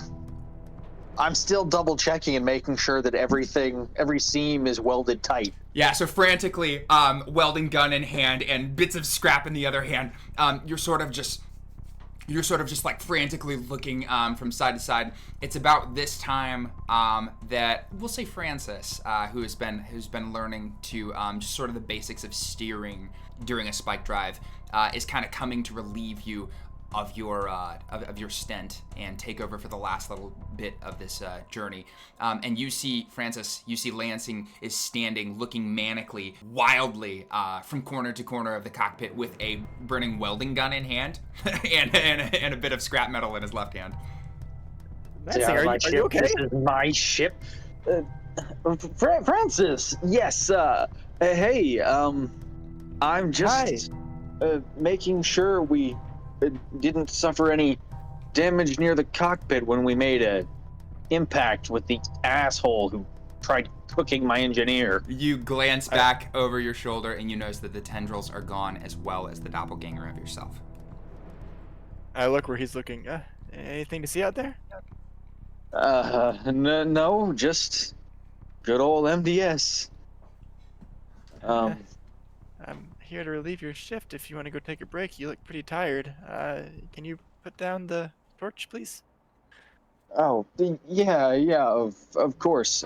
Just let me know if you see anything. I hope I don't, but I'll let you know. I hope we don't too. I'm gonna catch some rack. Have a good night. Well, whatever it is. You too, Franny. Thanks. Safe flying, Doc. I'll put my hand on your shoulder and I'll look into your eyes. Are you okay? The second your hand hits his shoulder, Lansing would kind of flinch away for a split second and then shake himself and smile. Yeah, just a little tired from flying, that's all. Granny makes a mental note but believes him. I'm fine, Doc. Don't worry. Okay. Well, I'll just sit down here and make sure we don't run into anything. All right, thanks. No problem. And Lansing, upon making his way back to kind of his cabin, would just kind of reach the little hidden spot underneath his bunk, pull out a little journal, and just start writing over and over again. I made it out. I made it out. I made it out. I'm not still here. Lansing. Yes. As you are just sort of going into this automatic haze of I made it out, I made it out, I made it out, I made it out, I made it out, I made it out. Eventually, you sort of just fall into this mechanical, rhythmic movement that just becomes sort of like your lifeline for the next couple minutes. And you blink twice and realize that for the last couple lines, you've been writing something different. Instead of I made it out, the sentence changed to I made it in. I made it in. I made it in. What the? And Lansing would rip out that section of page and just crumple it up and throw it away as fast as he can, trying to ignore the cold sweat that's broken out all over his body. All right. Are there any windows in Lansing's room? I mean, yeah, I would say that all of the rooms have windows that sort of peer out into metadimensional space. You can just sort of see the purple flux of the excited fundamental particles in this area as your ship is like literally boring a hole through some of the fundamental fields, quantum fields of reality. Yeah, it's sort of a pretty light display outside of your window. So despite the full body shakes that he's experiencing a little bit, some might call it a panic attack, he would just kind of look out the window, just a little peek, and then cover it as fast as he can. Just the endless reaches of metadimensional space and the various weird twists and turns and fluxes that exist therein.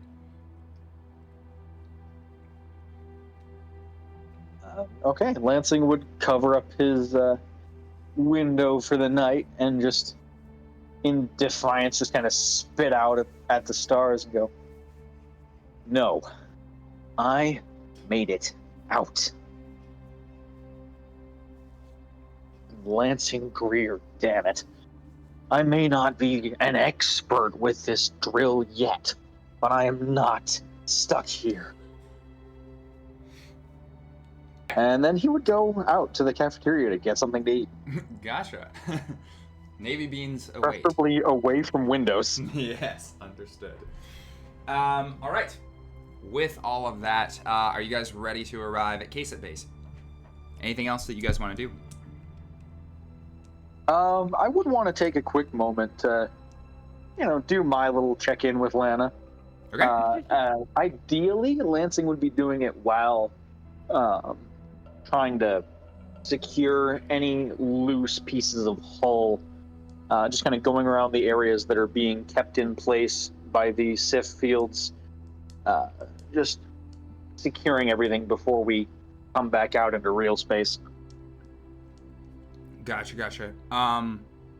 You guys, it's been a project that you've been working on, all of you guys, all hands on deck, sort of under Lana, your head engineer's sort of guidance. You guys have just been, you've all learned, I would say, how to use like a welding gun at this point, and you guys have been patching pieces of the ship back together. So we could say during one of those times where you and Lana are sort of working on welding some of the ship's loose pieces of metal and fixing some of the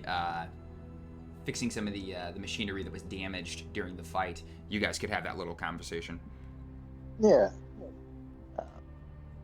So I see you've still got both your eyebrows. Shut up. I'm glad you're all right. Thank you. That was a little touch and go back there. Even for us.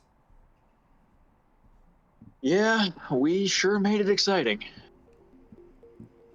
You do great work. Thank you. And don't tell any of the others that I gave you a compliment. I wouldn't dream of it. But, yeah. Hey, are you... Lana, do you remember the last time we were out here? I do. I remember you got very weird. And I feel now that you are a little bit weird as well. You seem, I don't know, twitchy. Is everything okay? Yeah. Mostly. Look, don't tell the others, but did you ever see anything when we were here last time? No. Hear anything? Other than you flipping out and losing your shit? No, I didn't see anything. I was busy sweating through those days out there trying to get our engines back on board so that we could get the hell out of there. Right, and we did make it out. I was not running on a whole lot of sleep by the time that we finally got out of there, so it's sort of all a haze for me, honestly. Wait, you don't remember us making it out of here? No, I remember us escaping metadimensional space, but the details are sort of fuzzy. It was really just a slog of work. I sort of just went into survival mode trying to get the engine back online. We were all sort of in survival mode. Yeah, no, you're right. We were. So, just making sure you haven't heard anything weird while we've been in MDS? I mean, again, other than you, no. Okay.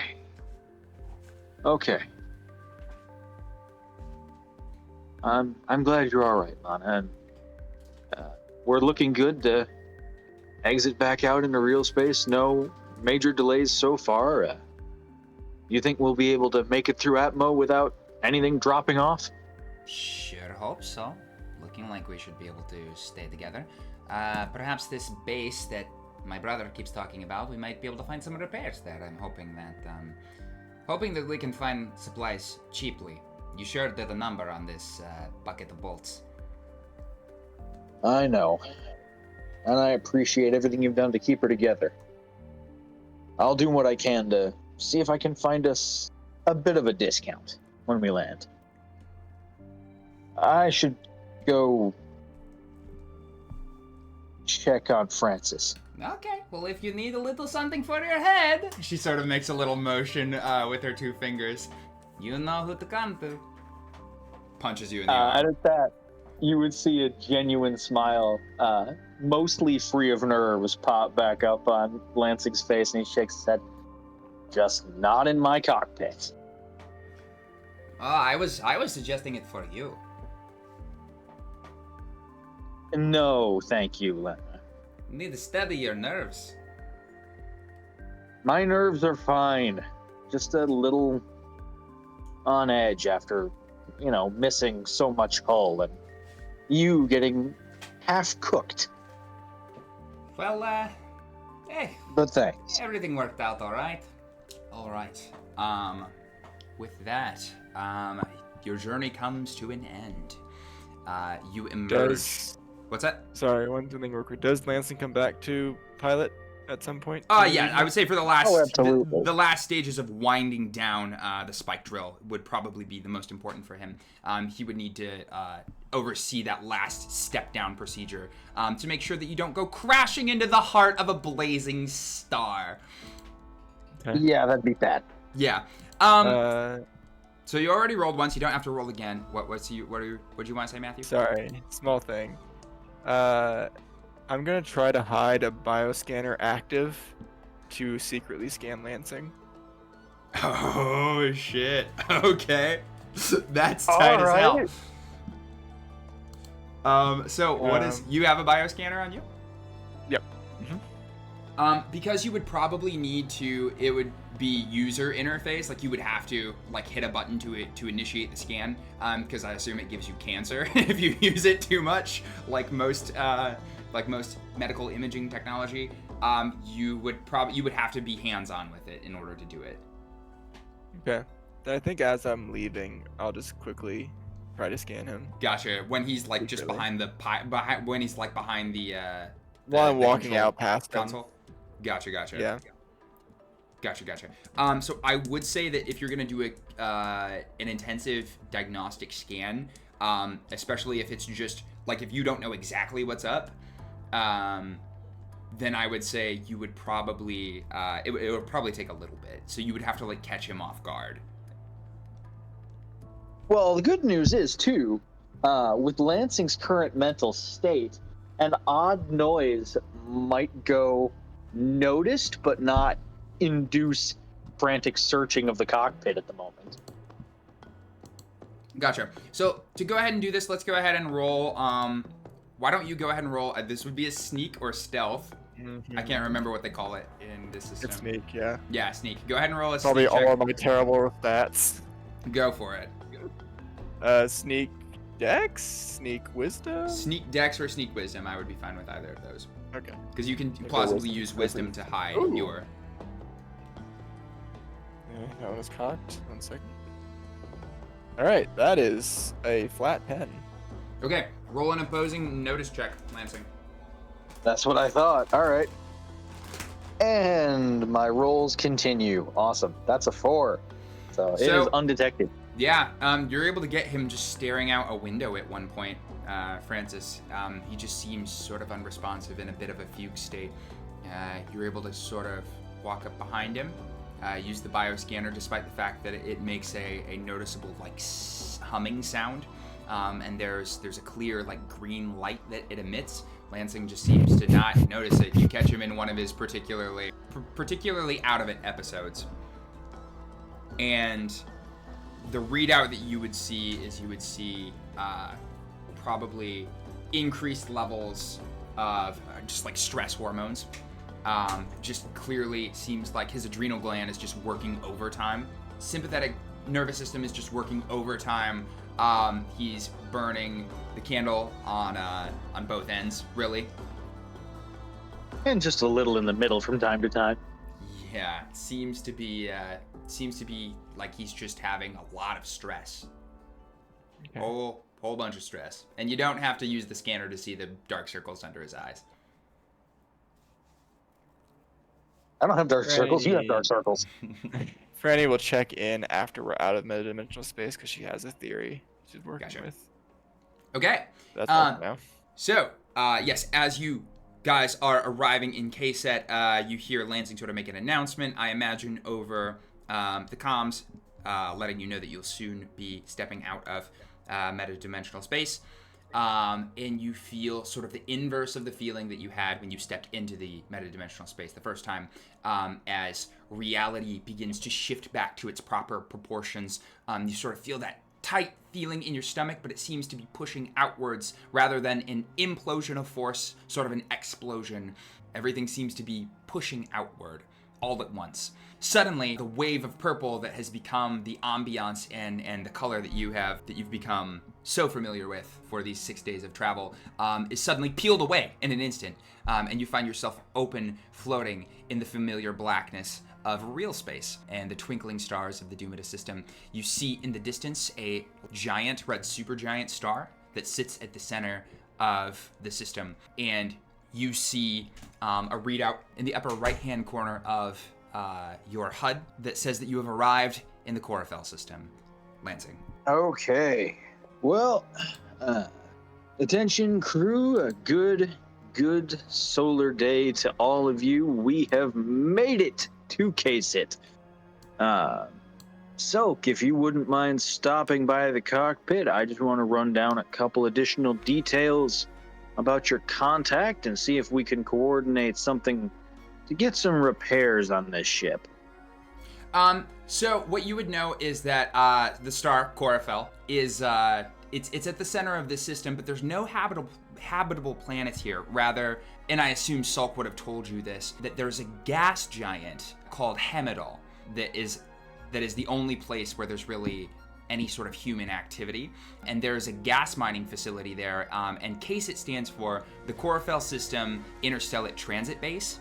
And it essentially serves as, it's a gas station. It's It's a futuristic gas station, essentially. You are at the edge of the solar system now, and you would have to travel a little bit to find Hemidal. It's probably actually visible from this far away, because it's pretty far towards the edge of... it would probably just be a dull, gleaming, tiny little marble from your position at this point in the solar system. Rock on, let's fill her up. Okay. Lancey, you immediately feel the weight that was hanging over you recede.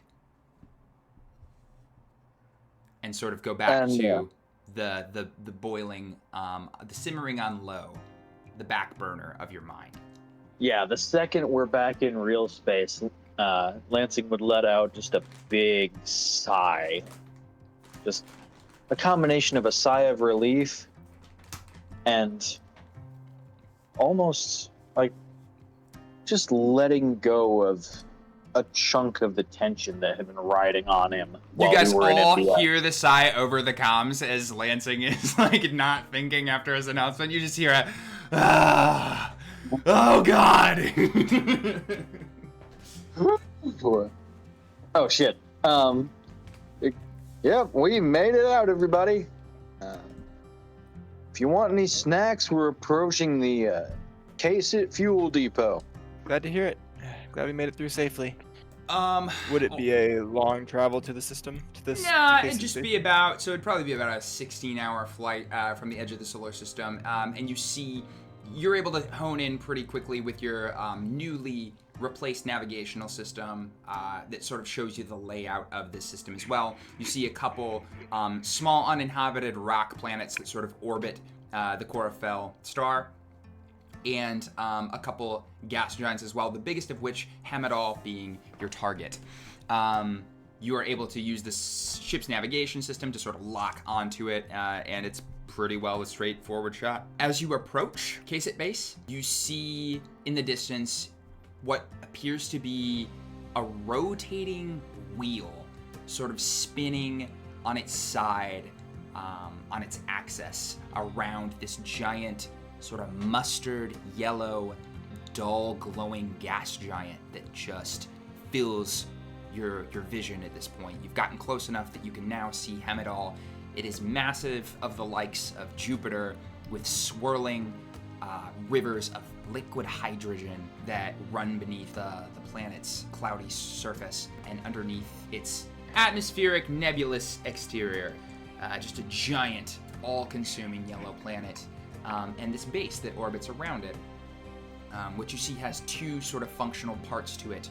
Sort of a needle-like aspect with several different branches that sort of branch out from the main shaft and are docking bays for different ships that are lined up and hooked up, connected to this station. You also see the second major part of this station is again the giant rotating wheel that you see rotates around this needle that seems to stay in place despite the fact that the exterior is rotating around it.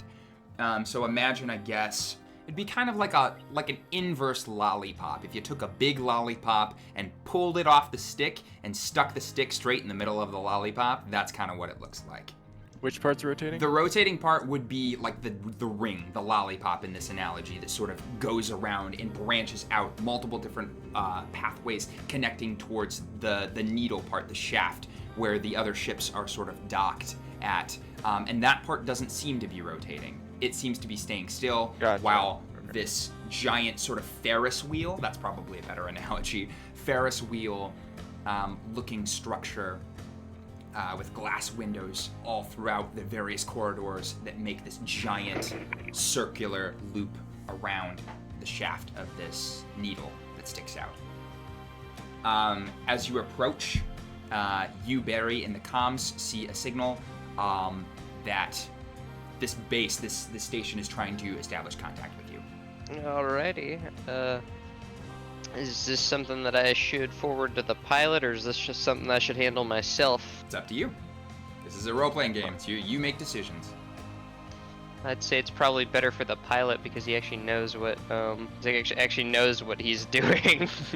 Another thing I would say that as you guys are sort of all watching this, because you're all drawn to the new thing that and the new place that you're docking into, as you're all looking out sort of some of the bay windows of the Shoco II, you would see a giant freighter, a giant cargo freighter, sort of coming from the different direction on the other side of the planet, approaching from sort of the opposite direction of the Shoco.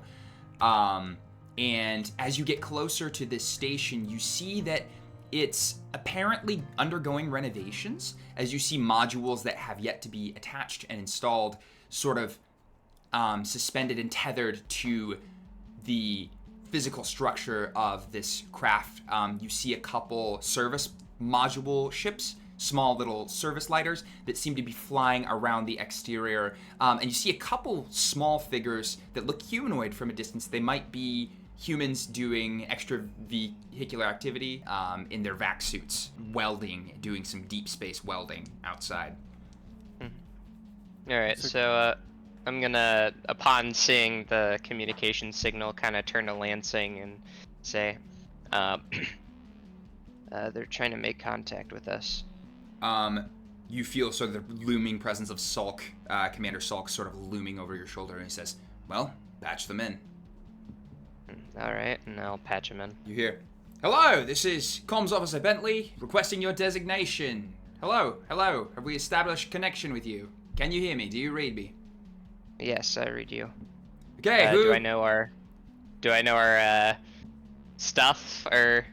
I mean, yeah, it's just the Shoco II. This is essentially a redneck, Okay, jury-rigged spacecraft. I mean, you probably have some form of an ID handle, but it's nothing that this dude would probably recognize. You can read it off if you'd like to.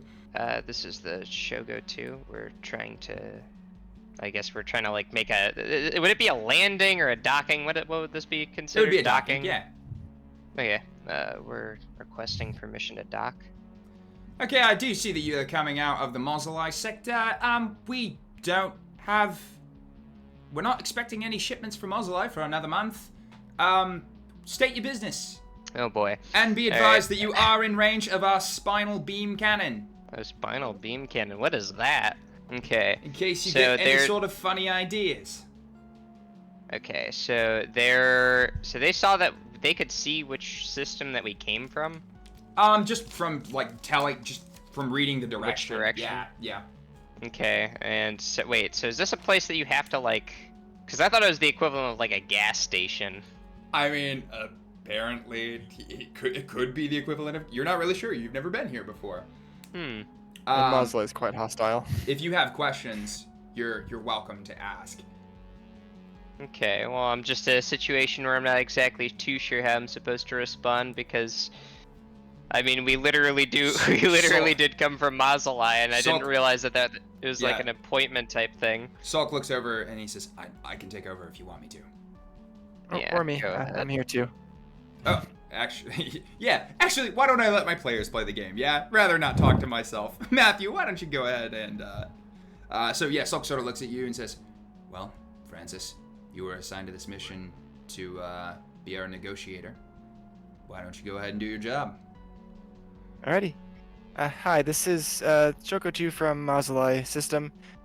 We are seeking refueling and repairs. Our designation is to get to Azimova on a diplomatic mission. Diplomatic mission? Diplomatic missions don't come out of Mazaalain. This one is. Are you pirates? Trust us, sir. Absolutely not. We are diplomats from a small sect on Mazaalain. The details are fuzzy, but trust me, we're not here for any sort of violence. Okay.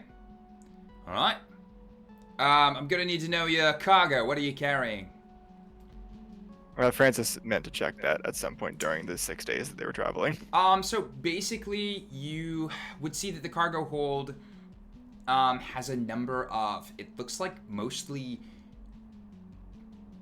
digitized documents. Sulk made a note of saying anything that Avenza packed on board not to go through.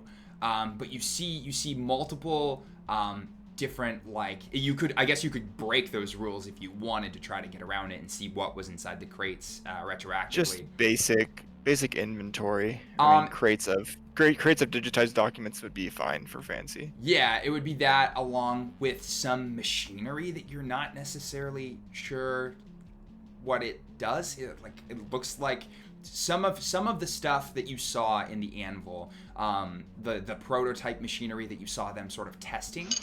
You watched them load up onto the ship, so there appears to be some element of prototype machinery that they are also bringing with them.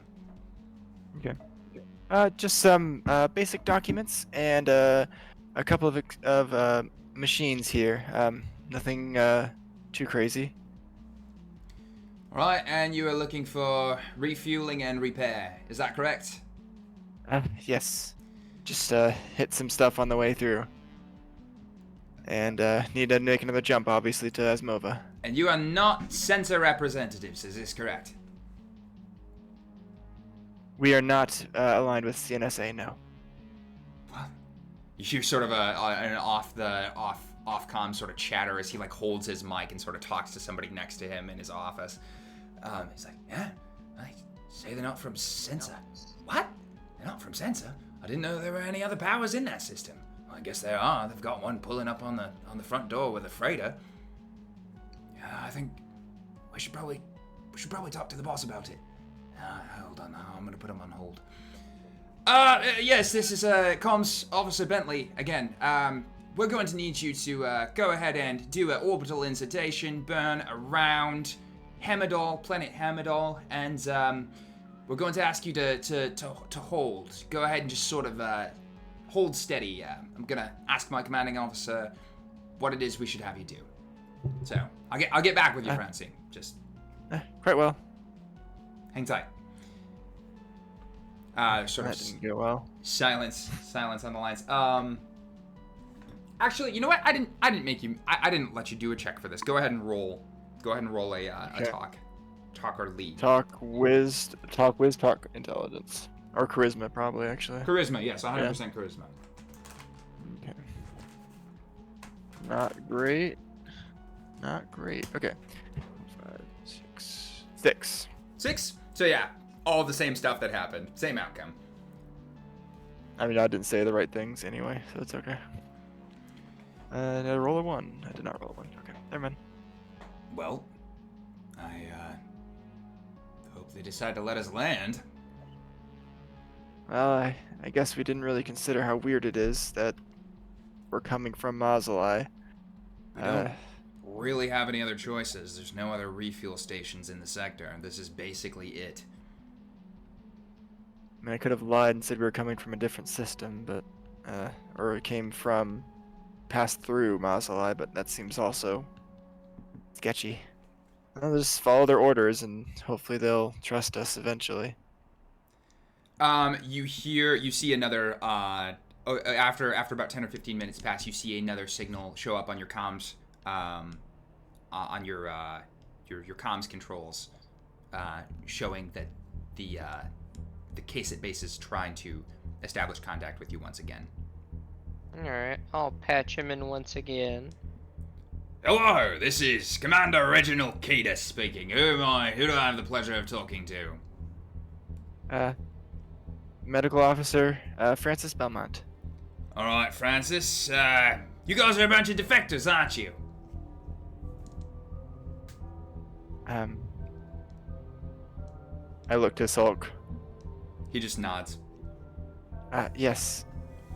Seeking refueling and repairs. Alright, you stuck it to Sensor then, did ya? We did our best. I like that sort of fighting gumption. You'll be pleased to know that Asmova currently, the Dove flies high, and they have a open defector policy. You should be able to pass to Asmova without any problems. You're welcome to go ahead and come aboard. Thank you very much. Pleased to be in your company. Yes, excellent. See you soon. All right. Well, that worked. Communication shut off. Bring us in then, Lansing. Yeah, so as you bring them in closer, you see the giant cargo freighter that was arriving out of the back. You see sort of a lighter go in between it. And as you get closer and closer, you can sort of like look into the windows and see figures moving throughout sort of the corridors of this little cargo lighter that's sort of carrying cargo between the giant freighter that is too big to dock in the station and the station itself. And as you look into it, why don't whoever cares to pay attention, go ahead and make a notice check. I don't have any particular skill in that. I made the roll. Notice what? Notice wisdom. Here. Okay. Wait. So 10. wait. Okay. Gotcha. Or intelligence, either or. 10? Yep, 10. Okay, Francis, as you are staring out the bay window and as Lansing is sort of maneuvering his craft to do this docking maneuver, you see that this lighter carries sort of, as you're looking into this window, you see human figures moving, humanoid figures, at least. They seem a lot hairier from what you can make out through your window, peering into their window. You see men and women sort of slumped shoulders making their way through these hallways, sort of single file in uniform garb. And one of them sort of like peers out the window, pressing a big hand up against the window, sort of like looking out into space. And you notice that they seem to have different sort of heavier proportions than the sort of humans you're used to seeing on Mazaalain.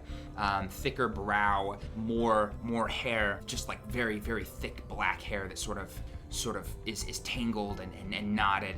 This person looks bedraggled, like they haven't gotten a bath or a shower in many days, and they seem to just be of different proportions than you.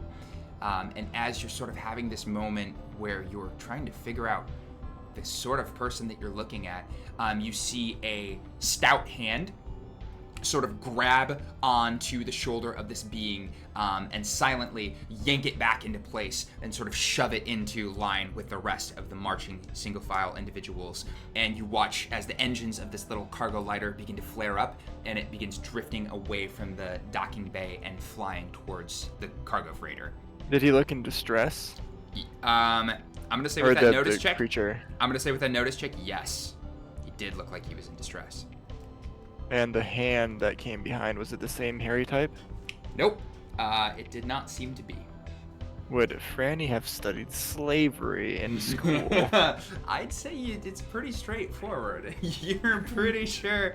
Yeah, it looks to be like those people were not there of their own volition, and they seem to be getting a pretty cavalier treatment from whoever it was in charge of them.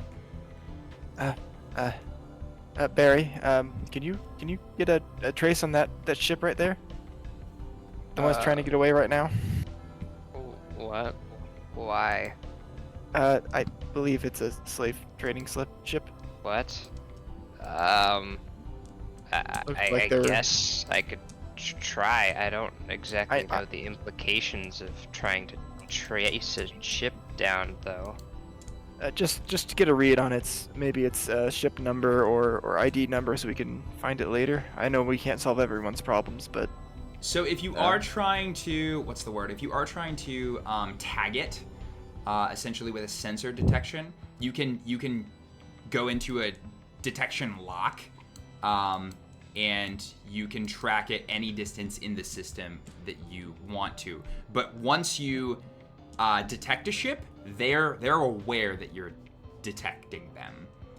Do we have any sense as to what, like, Asimovum or general airspace's rules on slavery is?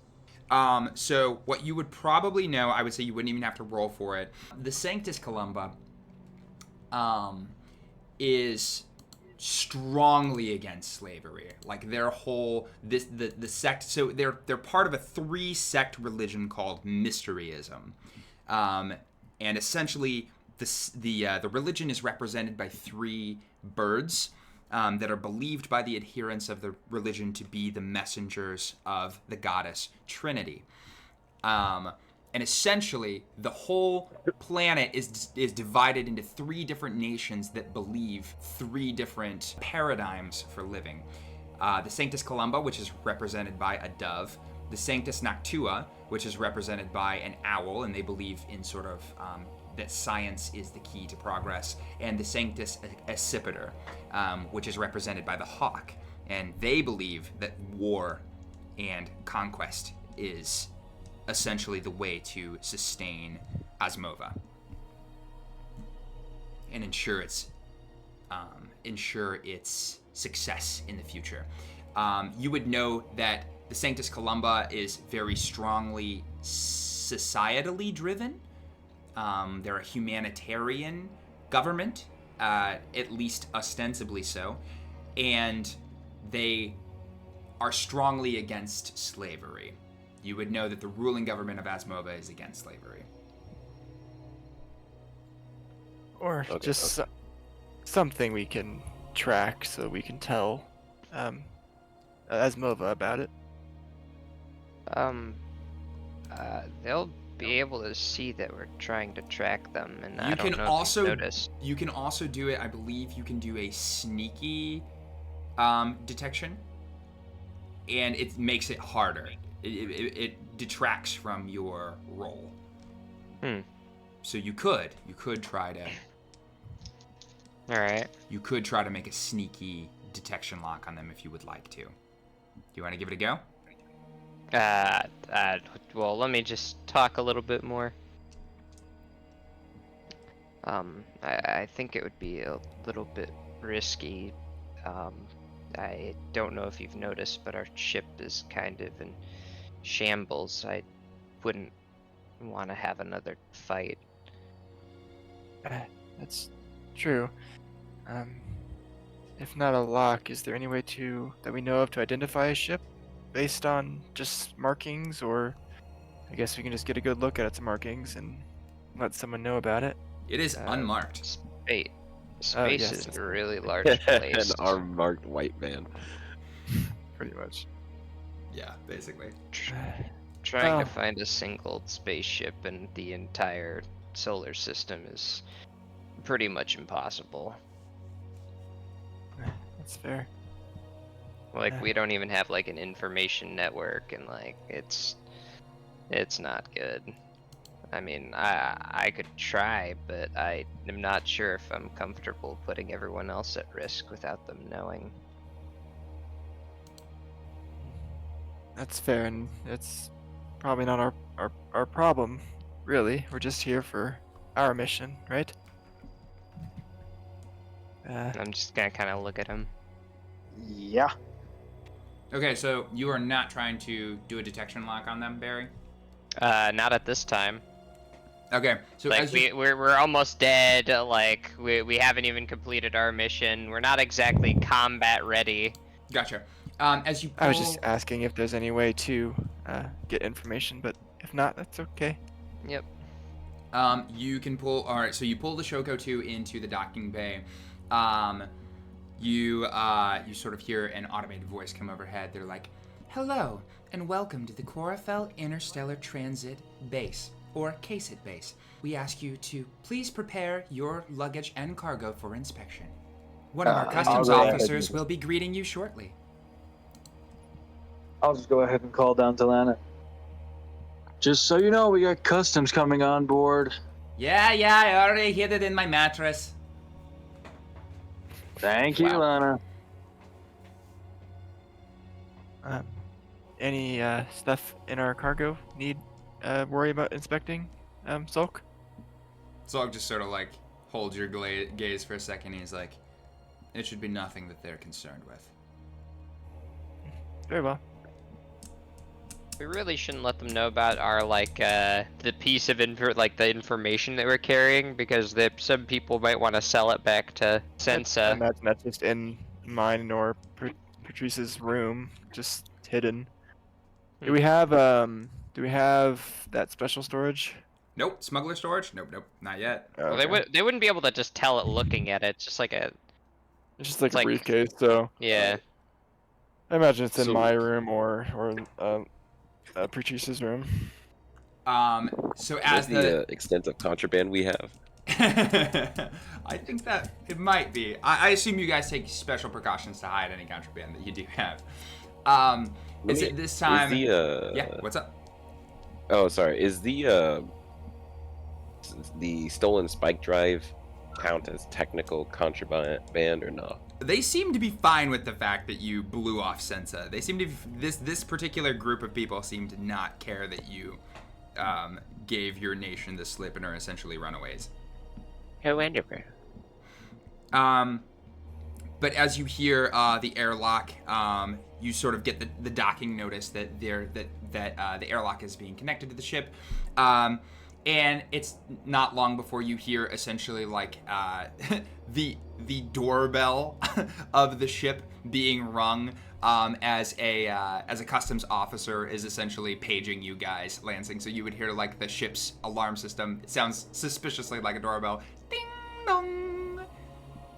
I thought it was one of those like annoying buzzer bells, like that. No. As you switch to the airlock cameras and see a pleasant-looking woman dressed in like officer attire with a military ruled length skirt on and her hair pulled up into a little hat.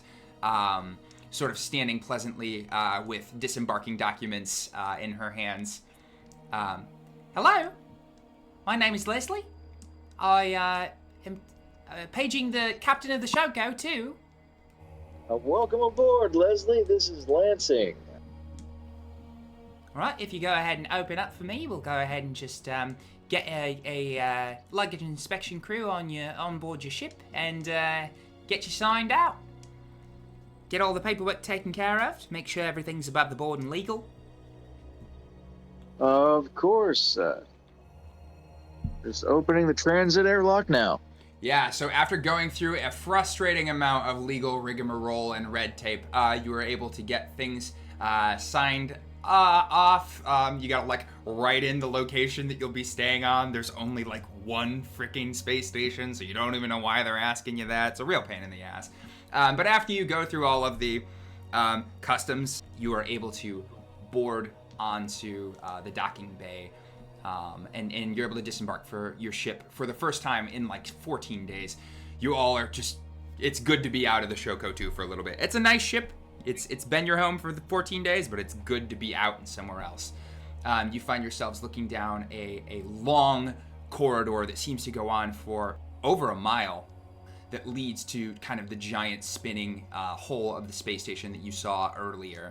And there's multiple people in sort of red uniforms, red and black trimmed uniforms that are sort of waiting for you, just sort of standing on guard. You do notice that a couple have blasters at their sides in case altercations do occur.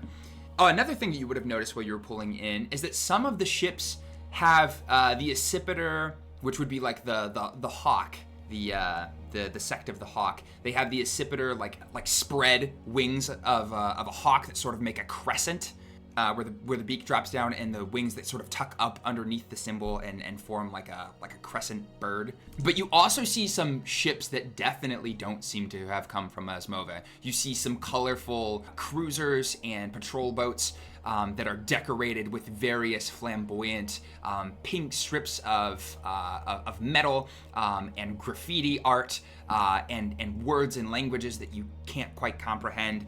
So it seems to be a strange array of very official military vessels that are here docked on this ship, and a bunch of other fucking weirdos like yourselves. And space Australians from the sound of it, or New Zealanders. But as you disembark from the ship, you see Leslie sort of leading you out. She's like, all right, well, that's going to be 500 credits for the refill. You are welcome to stay in our lounge. It's called Hemidal's Mirth, sort of a popular place for folks coming through looking for a drink. If you guys are looking to get repaired up, that will be an additional charge. but you're welcome to have free run of the space station while we service your craft. Are you going to be needing any of those repairs? What's our party Yes. funds? Your Our party engineer funds are can. 3,000 credits. Oh, okay. And a fuel load costs 500. So you're down to 2,500. Base repairs would be 1,000, right? Base repairs are 1,000 per 1 HP. For 1 HP? Yep, Okay. it's very expensive. And that's for them to do it versus us to do it ourselves. 1,000 per one? I believe that's correct. Let me go ahead and take a look at. I pulled up the statistics. No, if you do it yourselves, it costs 1,000 per HP, I believe. No, it costs 1,000 per level of your mechanic. Their fixed score, so it would be 1 HP in the very beginning. Yeah, level 1 is tough in this. level 1 is tough in this system. Oh goodness. We lost like 12, 13, 14 HP? Yes, you guys are currently on 8, so you lost 12 HP. Your craft has 20. Walk over the 12,000, you know. Yeah, sort of the problem, Elric, there is that we only have 2,500. Limited on funds. Elric looks around. We're currently docked, right? Yep, you are currently docked. You see a couple. You see a couple strange figures, sort of like leaning against the wall of this like dock. You see a couple people chatting in a language that you don't understand. One tall guy, very very tall, unnaturally alabaster skin and hair, wearing sort of like a spacer trench coat and clearly strapped, like he's clearly got a weapon on him and not making any show at hiding it, conversing with another sort of shorter, blue-skinned, black-haired looking humanoid, and they sort of both look at you guys who have just stumbled into the middle of an entirely new location. Sort of Do they yeah. Do they have anything on their wrists? Anything particularly shiny, cosmetic that I can notice? Are you looking for something to steal, or are you looking for something to identify them? Signs of wealth or affluence. Signs of wealth or affluence. Okay, go ahead and roll me. Well, you know what? I'll say that this is pretty easy to pick up. They look like rough folk. You're not necessarily sure that you've seen a pirate before, but you're pretty sure these guys are pirates. And their vessel, so are they leaning up against a vessel currently? They're leaning up against the docking bay of one of their vessels, and as you look out of like the windows of this docking bay, you can see that it's one of the flamboyant ones. It has a sort of graffiti art picture of a silhouette of a nude woman, sort of leaning back as she's perched on the bottom of a crescent moon, sort of like the DreamWorks Fisher Boy, except a girl and pornographic. Pirates, yay. Yeah. All right. How far, about how far are they from, like, our particular ship? Like, They're like 2 bays over. They're just kind of 2 bays watching over. you. Yeah, they're just kind of watching you. Anybody else look a little less rough and tumble, more? There are the officers of Well this off. base who are like well dressed, and dressed in military garb and attire, that appear to just be Beautiful. sort of like just managing the area. What's the most, where's the most decorated officer? I would say that they all of the people that you've seen so far seem to be just like standard soldiers. You haven't seen anyone so far on this particular in this particular docking bay. You might have to go further into the station if you wanted to find somebody with Got you.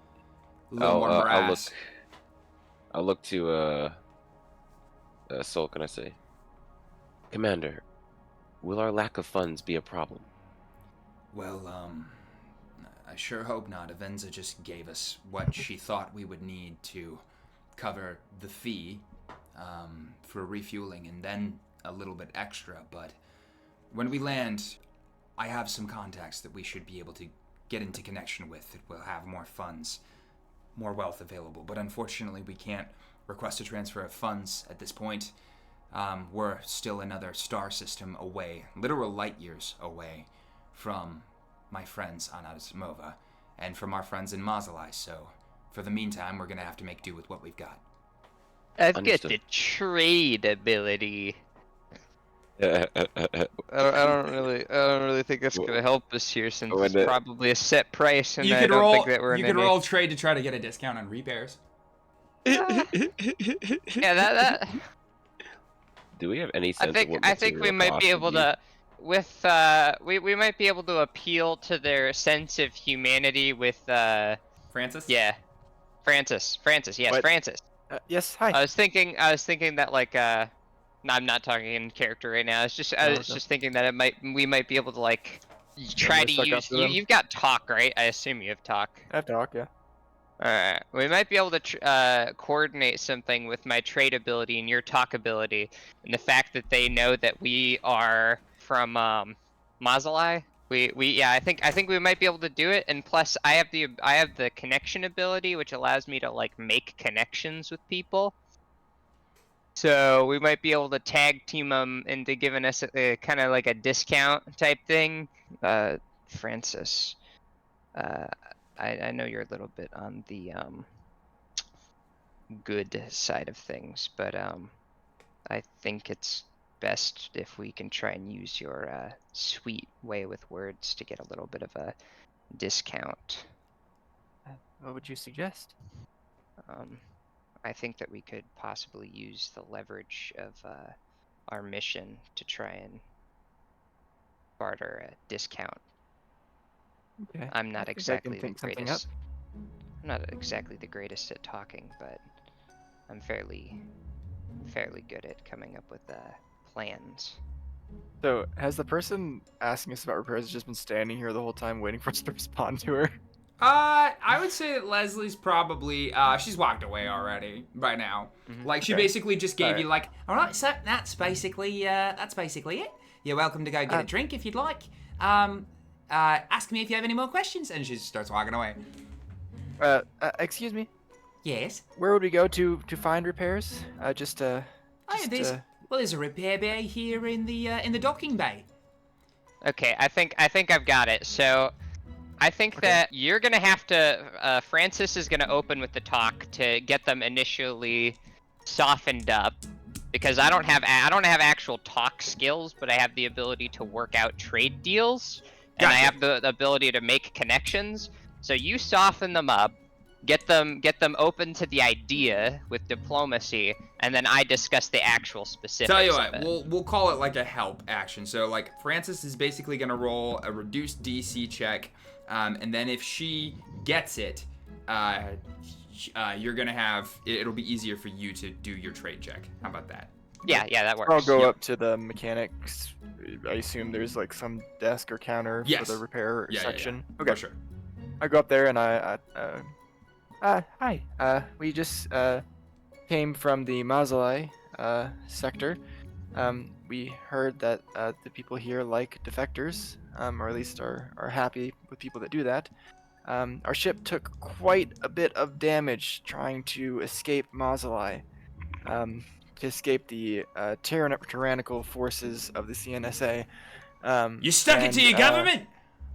Yes, we sure did. We did that exactly. Oh, I'd like to stick it to my government as well. Well, glad to hear it. We did that exactly, but their ships really did a number on us. So we're wondering if you could help us out a bit. Well, sounds like you've had a brave, harrowing escape. Yeah, certainly. Repairs are standard, 1,000 credits per man hour. I don't want to say HP because that sounds like fourth wall breaky, but per HP. And anything for people defecting and fighting the power. Yeah, go ahead and this is where Barry, I'll have you join in. Go ahead and roll me a trade check. All right, so I'm rolling a trade. Oh, did I have you roll a talk check in the first place, Matthew? I don't think I did. Did I? I'm just that good at roleplay. I convinced you. Yeah, you convinced me. Yeah, go ahead and roll me a talk check first. All right, pretty mid. All right, talk charisma, talk intelligence. Talk wisdom. charisma, for sure charisma. 7. That was the DC. All right, so I will give a reduced DC to. You know, I like your gumption. I'm sure we could do something for you. Don't have to give you industry standard. You did just stick it to those cunts who run your government after all. Yeah. She'll raise a fist. My associate here will talk prices with you. since we have been ruled under such an oppressive government, we haven't really had the funds to be able to get these repairs. It's very imperative that we get them. All right, I'll be willing to work price out a was renegade 1,000. special for you. Go ahead and tell me what you roll. Okay. Let's see. I rolled. Okay, so it's 7, 8, 9. 9. Mm-hmm. All right. Listen, the best I can do for you, I suppose I could bring it down to maybe 600 credits. Whew, that's a really good deal. Give you a 40% discount. As Wow, Elric that sharpens is- his blade and looks out the window for rich people. That is. That's quite Well, they're generous. not Thank you floating very around much. out in space. I have money. Well, what can That I is- say? I'd like to That's do what you incredibly guys did generous and deal. stick it to the government that runs Esmova right now. Those damn dubs calling all the shots, selling the future of our children down the river. It's some bullshit. Granny bites her tongue. I didn't exactly catch your name. What was it? My name is Gidda. I think that we could become pretty good friends if we both have a hatred for the government. You will and, find I think nobody too fond of the Sanctus Columba here. For the most part, we all curse its name. It's that I'll dove, be sure to. dove bastards. I'll be sure to keep your. I'll be sure to keep your generosity in mind, and I'm gonna try and make a connection with my connect skill. All right, go ahead and try to connect together. Okay, great. Let's Granny see. turns around and removes her dove pin that she Trying to had figure on out her how lapel. all these work. Okay, so yeah, so this is roll to make a useful connection. I'm not sure what this would be modified by. I think it probably like either intelligence, wisdom, charisma. Charisma, Probably definitely charisma or charisma, wisdom. definitely Yeah. charisma. Actually, my charisma's got a +0, so that's gonna be a 7. Tell you what, even for you, my friend, I'll let you have a drink out of Hemidol's mirth on me. He goes ahead and pulls out a piece of paper, writes essentially the equivalent of an IOU, folds it up, and tucks it in like your front pocket, and sort of gives you a little pat on the chest, a little bit invasive, but he's an older dude. He's like, all right, my dead-eyed friend, you go get yourself a nice beverage, nice cocktail to help forget your woes. They'll fix I need to you make sure right that I actually remember the connections that I make so that I use them in some way. Yeah, sure. You made a connection with this old mechanic, Getter Vernon. All right. I would turn to Salt. So if you guys can, how much fixing does she need? More than we Quite a can bit. afford. But You show him the shit. Bloody hell! What did you do? Like I said, we took quite a bit of damage trying to leave. Ran it through a bloody wood chipper. unfortunately, Kind dodging of. and weaving around the bullets turned into a lot more dodging and weaving through the bullets. Jesus, Ow. Cablazus. All right, let's Whenever see. you're sticking it to bastards, they sometimes stick it to you back. Isn't that the truth, brother? I like you. I like Well, this there one. was one positive point. I mulched one of their pilots that tried cooking my engineer. Oh. Tell me about it. What'd you do? Did you have him? Did you have him Well- with one of the multifocal lasers? Did you sear him in half? Oh, just no, gonna- no. We went with a Vic- much more direct approach. I flew right into the bastard, turned him into windscreen paste. You guys are marvelous. Tell you what, when I have my break, I'm gonna come find you guys, and I will buy a round. First round is on me. That's very kind. Barry is going to be very, kind of like staring off into dead space upon Put my hand on your rehearing shoulder this. again.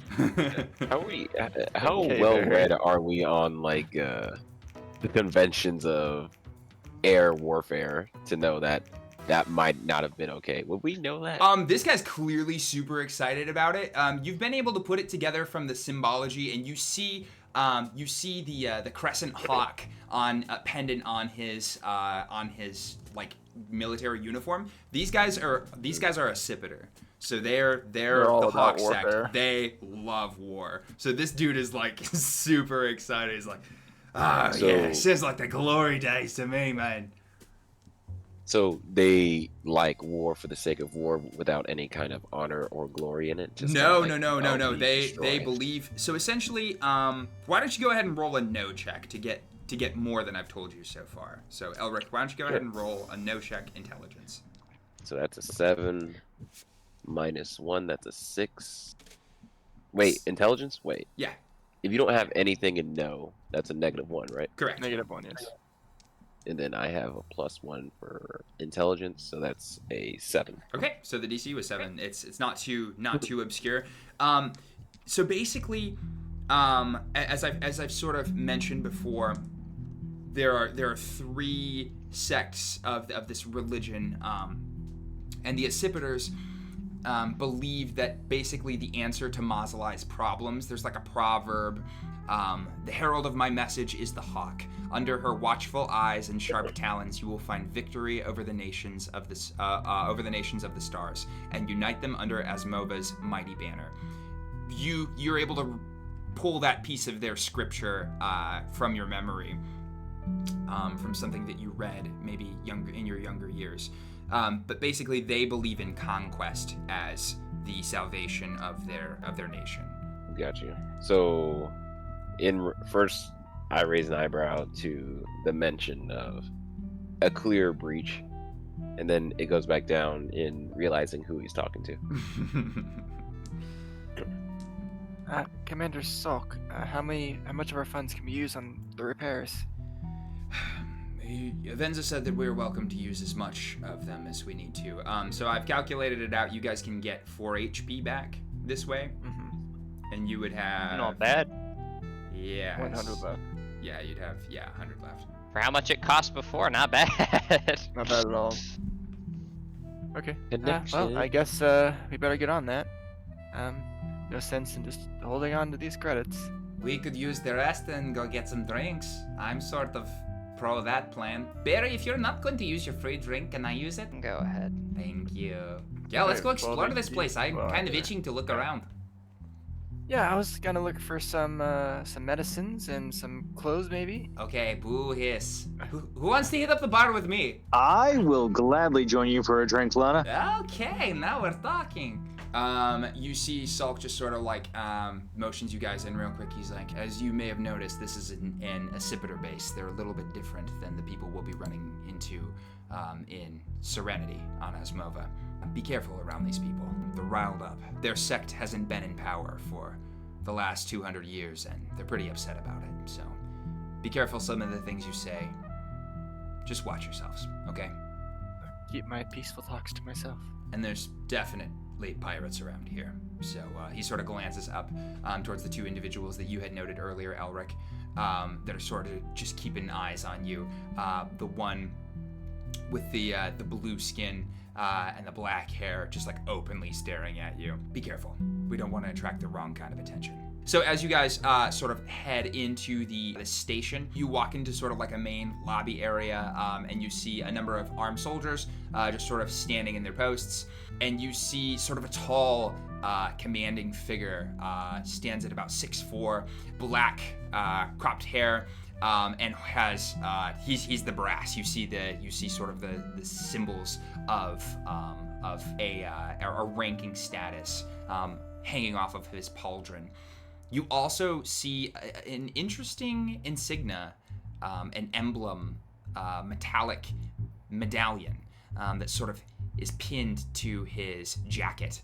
It looks like the talon of a hawk clutching a bleeding heart.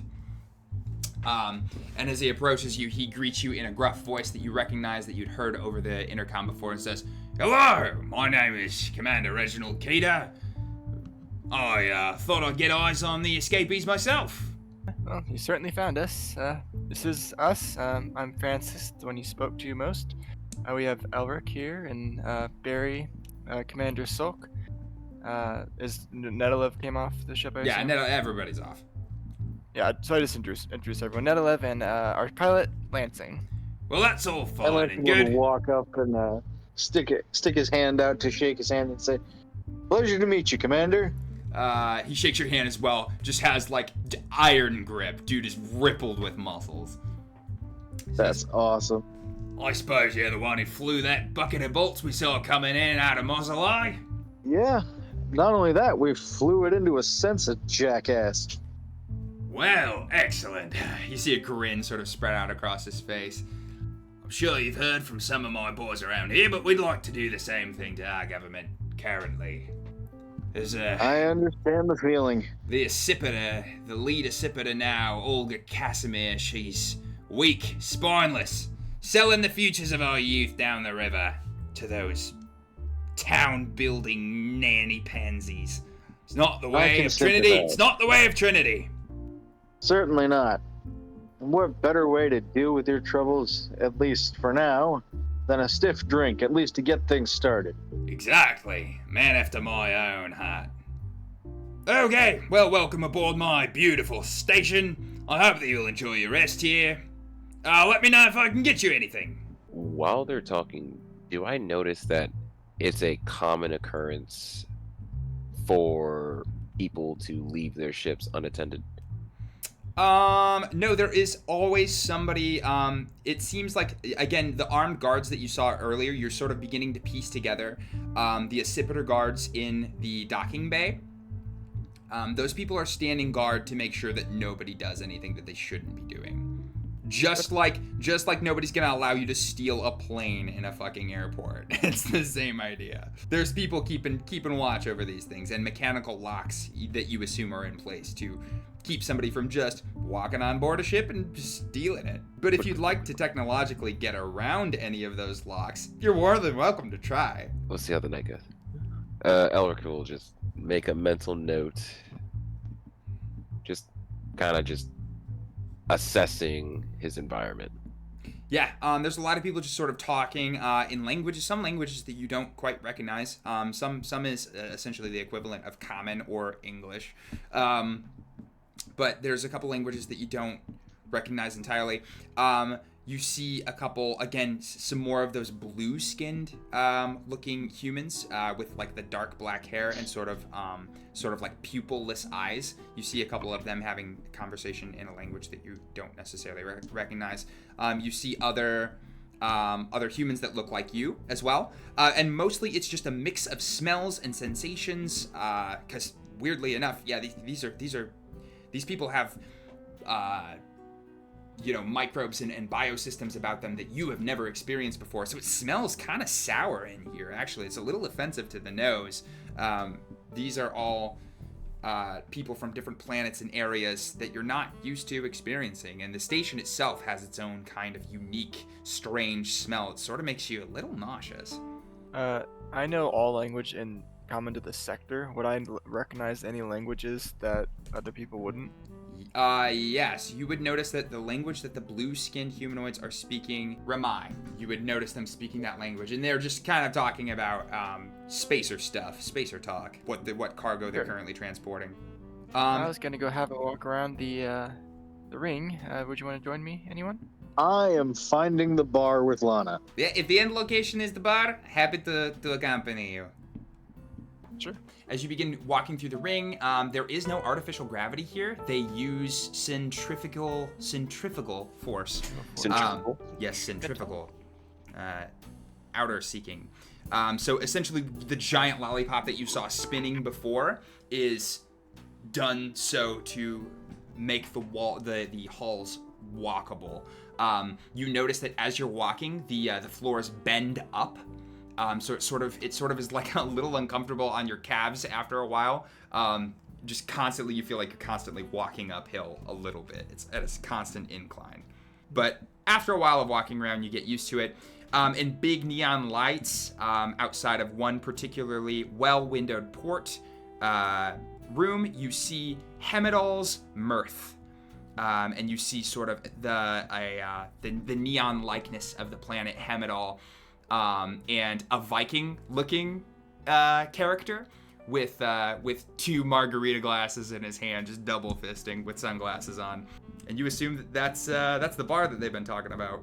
On the way, do I see any medical-looking shops? I would say that you see a number of like the equivalents of like convenience stores. Is there anything specifically that you're looking for? non-addictive nerve calming medicine for Lansing. Non-addictive nerve calming medicine. I would say that you do find an Impossible. infirmary. You find an infirmary and sort of like a pharmacy. I would say that you would be able to find something sort of like an anxiety med. Yeah. Do you have any credits on you? Yeah, I have 100. Nice. I'll split off with the group. Oh, you guys go ahead. I'll catch up. Okay. Later. Square. I thought you would like me eventually, but I guess not. She's a teenager. She just mutters under her breath. The more you try for my affection, the less I want to give it to you. She'll just walk away. She head into the pharmacy. That's just me. Yeah, I know. And I assume Lana did not hear what Francis said. She's gonna wander off and go to the pharmacy. Hello. I just need something to calm the nerves. Nothing crazy, just something simple. Oh, yes. Well, Hey, sweet. certainly we could get you something sorted out like that. And yeah, go ahead and just remove we'll say just 5 credits from your stack. It's not much. It's just over the counter stuff. Yeah. And then I'll shop for some nice dresses for diplomacy, and some more casual pajama type clothes for the ship. Gotcha. Yeah, you can go ahead and go get anything that you need. I'll say just shave off another 10 credits, and you can get all that stuff. Would I be able to tail Francis without being noticed? That is a good question. Roll a stealth check. Roll a sneak check. Especially, are you doing anything with the way that with your appearance? Because I would definitely give you a bonus if that's the case. If I could fade back and maybe is it am I able to look somewhat similar to some people who might be in here? You have a couple different options, I'm sure, from your history of things that would fit in with. Yeah, the Sand Rats are a rough group of people, and the people here are a rough group of people, mostly soldiers and pirates by the looks of them. So go ahead and roll me a stealth check. I rolled an 11. My dexterity is 18, so +2. Wow. So that's a 13. Do I add stealth? Yeah. Yeah. Okay, so I would say, Francis, can't even roll that high. Are you actively? Yeah. So yeah, you are totally able to just sort of fall in with a group of other merchants and or pirates that are sort of walking through the hall, sort of talking loudly, and yeah, you're able to just fit right in and follow her. She doesn't even notice. Yeah, I'm just getting random stuff. So you would see her just running errands. Yeah, nice, literally comfort items for any medical needs, anything that I would want for maybe a notepad for taking more notes, just random stuff that I think I would need for diplomacy or comfort. Back to school shopping. Pretty much. I still keep an eye until they reconnect with the group, and if it looks like they are heading back in the direction, I'll head back quicker to reconvene and blend back in. Gotcha. I assume everyone else is just going to the bar. Mm-hmm. I'll go there eventually after an Gotcha. hour of shopping. So as I'll just follow everyone around. So so as you guys enter the bar, you Hemedal's Mirth, you see it's kind of a swanky looking place despite their sort of tacky neon sign. You see a number of sort of stationary bar stools sort of set up around the bar. You see sort of a raucous group of rougher looking individuals with sort of leather jackets and propped collars that seem to be playing some sort of a card game around a table, and they're talking shit at each other, cursing at each other, laughing, and they've all got beers. You see also another individual who's sitting at the bar, who is sort of draped with a velvet cape, sort of a propped deep purple shirt, and a very toned down version of a Dia de los Muertes face mask on, but it's not a mask, it's a tattoo. He has a skull sort of like a raccoon mask type skull on like the upper part of his head. I don't know if I'm explaining that well or not. It's like just the eyes and the forehead. Yeah, and then like a couple bone structures. You can see sort of the hintings of geometrical shapes that outline sort of the structure of his bones. And he sort of looks up to you and tips he's got also like a purple tricorn cap on. He sort of tips the cap to you as you guys enter this bar, find your seats, and order your various drinks. Hello, friends. You look like you've come from a long, hard journey. So it's just them. We there, have. right? Yeah, so at first it would be everybody except Elric and Francis at this point. What was that you said, Lansing? I said that we have, and it's a thirsty journey indeed. Well, you just tell my friend Miguel here what it is he would like, and he will get it for you. Sort of points up to the bartender. He's a very good friend of mine. Aren't you, Miguel? Miguel just sort of does the like, yeah, but while he's like polishing some cups, like the obligatory like, I work customer service, so I kind of gotta agree with everything that everyone says all the time. Yep, been there. May I ask where it is that you came from? You don't look like you're from around these parts. You smell different. You smell like off-worlders.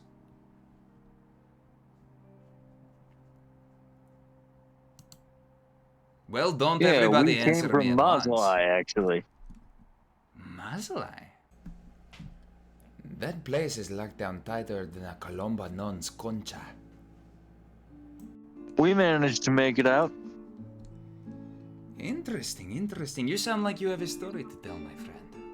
Miguelo, how about you give us a round of tequila shots for me and my friends? You see Lana kind of perk up at this. She's like, hey, I'm okay with that. I like this guy. So why don't you tell me about this daring escape you made? Well, it all started with realizing we were missing a rudder, to be honest.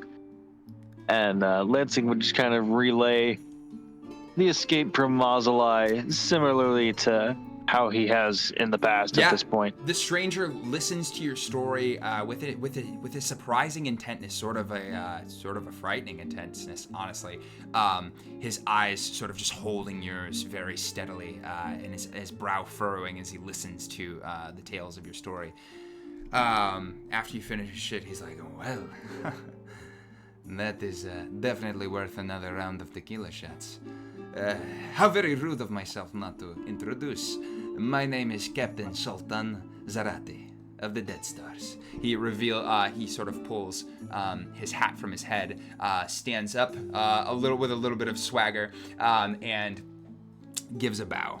So you're recently freed from a government that controls when you eat and when you shit and when you do your taxes.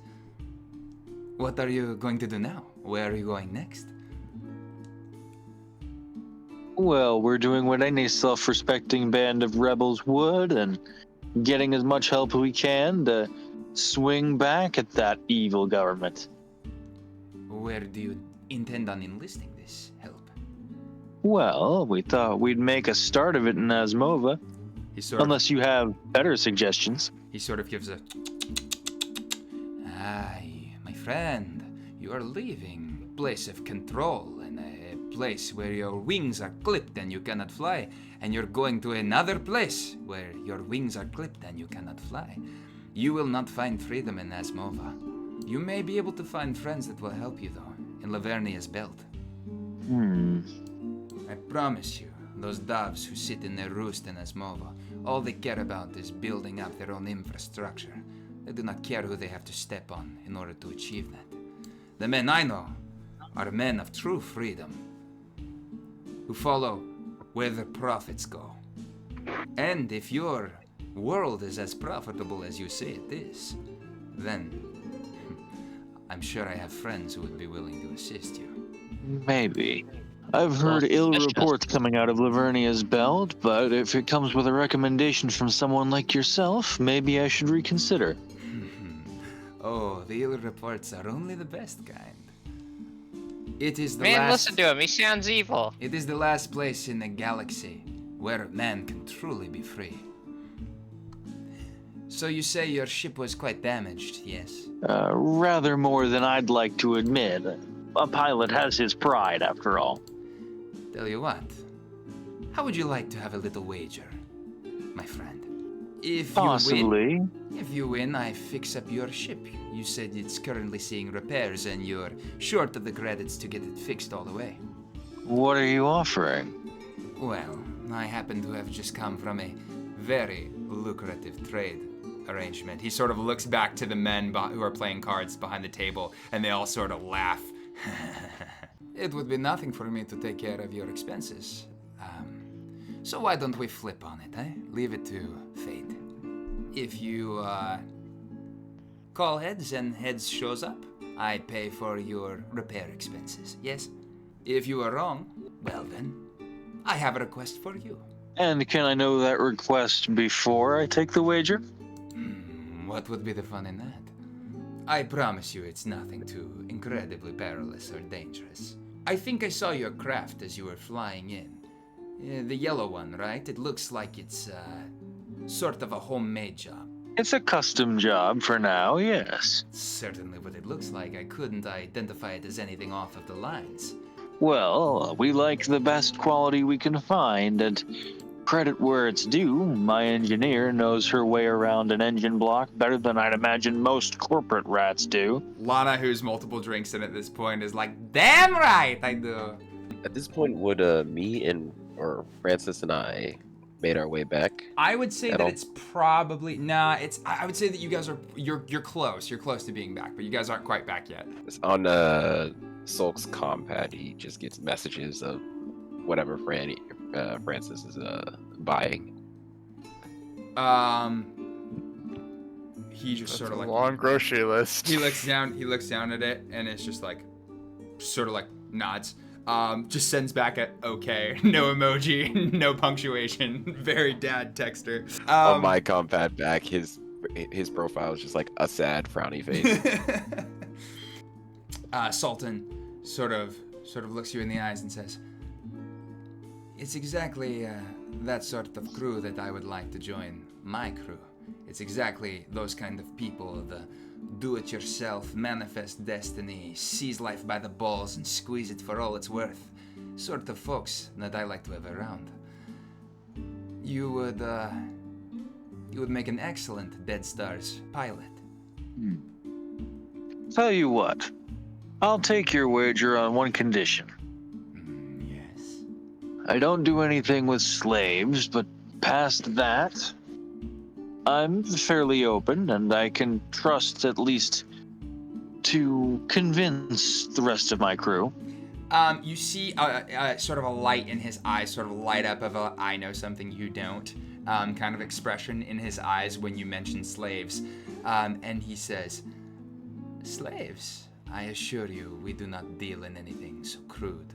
I would kill a man, but I would not take his freedom from him." I'm glad to hear it. I had hoped that someone with such pride and freedom as yourself would respect it in others. But of course. So, our wager. What are you calling, heads or tails? And you see as he pulls from his pocket, there's like, it's a spiky symbol. I can actually send it to you. I think that this sort is of not a... looks like this isn't a very good idea. upside down pentagram.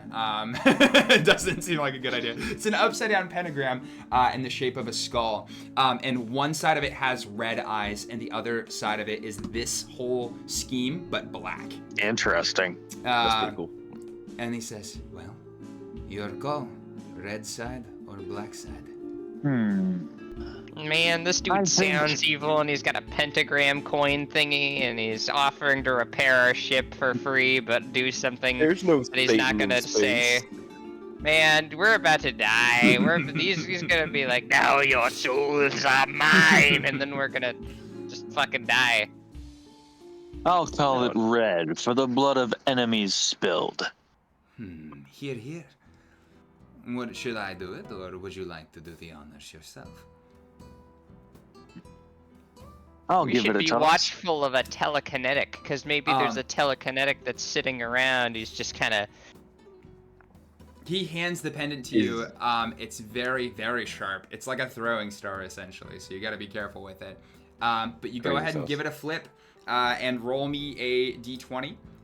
If you get between an 11 and 20, then you decide that you called. If you get a 1 to 10, then it is his side. Okay. So 11 to 20 red. 12. It's red. He smiles. It seems that Lady Luck favors you. He slaps down a stack of credits and says, "This should cover it, my friend. And there is more where that came from." Hold on, I need to ask, did the number of credits that he just put down equal the amount of points that it would have taken us to repair it without the discount? Yep. Nice. Oh, okay, so we got extra money. Yep. Dude just slapped down, we'll say like 10,000 credits. Dude's just tossing 10,000 credits. Like it's nothing. Okay then. Dang. Alright, I guess deals with the devil pay off. As he slides Remember, forward, well, it's a digital chit, really. As he punches over the credits to you and you watch them transfer, he sort of holds your eyes and says, he sort of looks in your eyes to see if there's any sort of like thrill or excitement of just suddenly scoring a giant pile of cash like that. He's scanning Lansing's eyes for your response. Admittedly, there is the slightest bit of a smirk, but also a noticeable twitch in said smirk. So Gotcha. there's some excitement. There's also evidence of nerves. Gotcha. So Sultan sort of looks you in the eyes and he says, "Well, Captain Lansing, there is more where that came from. Why don't you go ahead and hold on to that talisman? And if you're ever in Laverna's Belt, come look for me. The pendant should guide the way there. I appreciate the offer, Captain. If you're ever in need of work, if you want to know what it feels like to truly be free, come find me." Space pirate. He's a space pirate. That's what he is. He's a space pirate. And I'll shake his hand again. I'll say, "To fly free among the stars is a wonderful start, but you've got me wondering what more you might offer." Well, I guess you'll just have to come find out, won't you, Captain Lansing? Maybe. When I'm done first. Of course. Tend to your business. With that, he sort of sends off the last drink that he was drinking, sort of slams it down and says, "Well, boys, I think it's time that we get back on the high seas, yes?" The men sort of start settling up after their poker game and begin shuffling out. As he leaves, he turns back to you guys one more time and says, and he looks at you, Lansing, and says, "I'll be waiting for your call." Spins around on one heel and with some aplomb walks out. Can I run into him? What's that? Accidentally? Can I run into him accidentally? Yeah, you definitely do. Oh, sorry. The boy at the bartender who is like cleaning dishes in the back sees them leaving and he runs up towards the desk. He's like, wait, you forgot to settle up on that last tab. He does this to me every time. What, did he skip out without paying? Just the last drink. It's like a thing he does. He thinks it's cute. It's really a pain in the ass. Well, luckily I've come into some credits. How much did he owe you? Just 20 for that last martini. I'll fish the 20 out of my pocket and throw it to him. Yeah, you just transfer it over. Everything's digital. Unfortunately, there aren't any gods in this universe to give us a blessing for giving charity. There are no The only thing that you did was lose 20 credits, bozo. Everything Everything's digital. You still throw change at his face. You gained nothing, you fool. How much did we get, by the way? He just gave you guys 10,000 credits.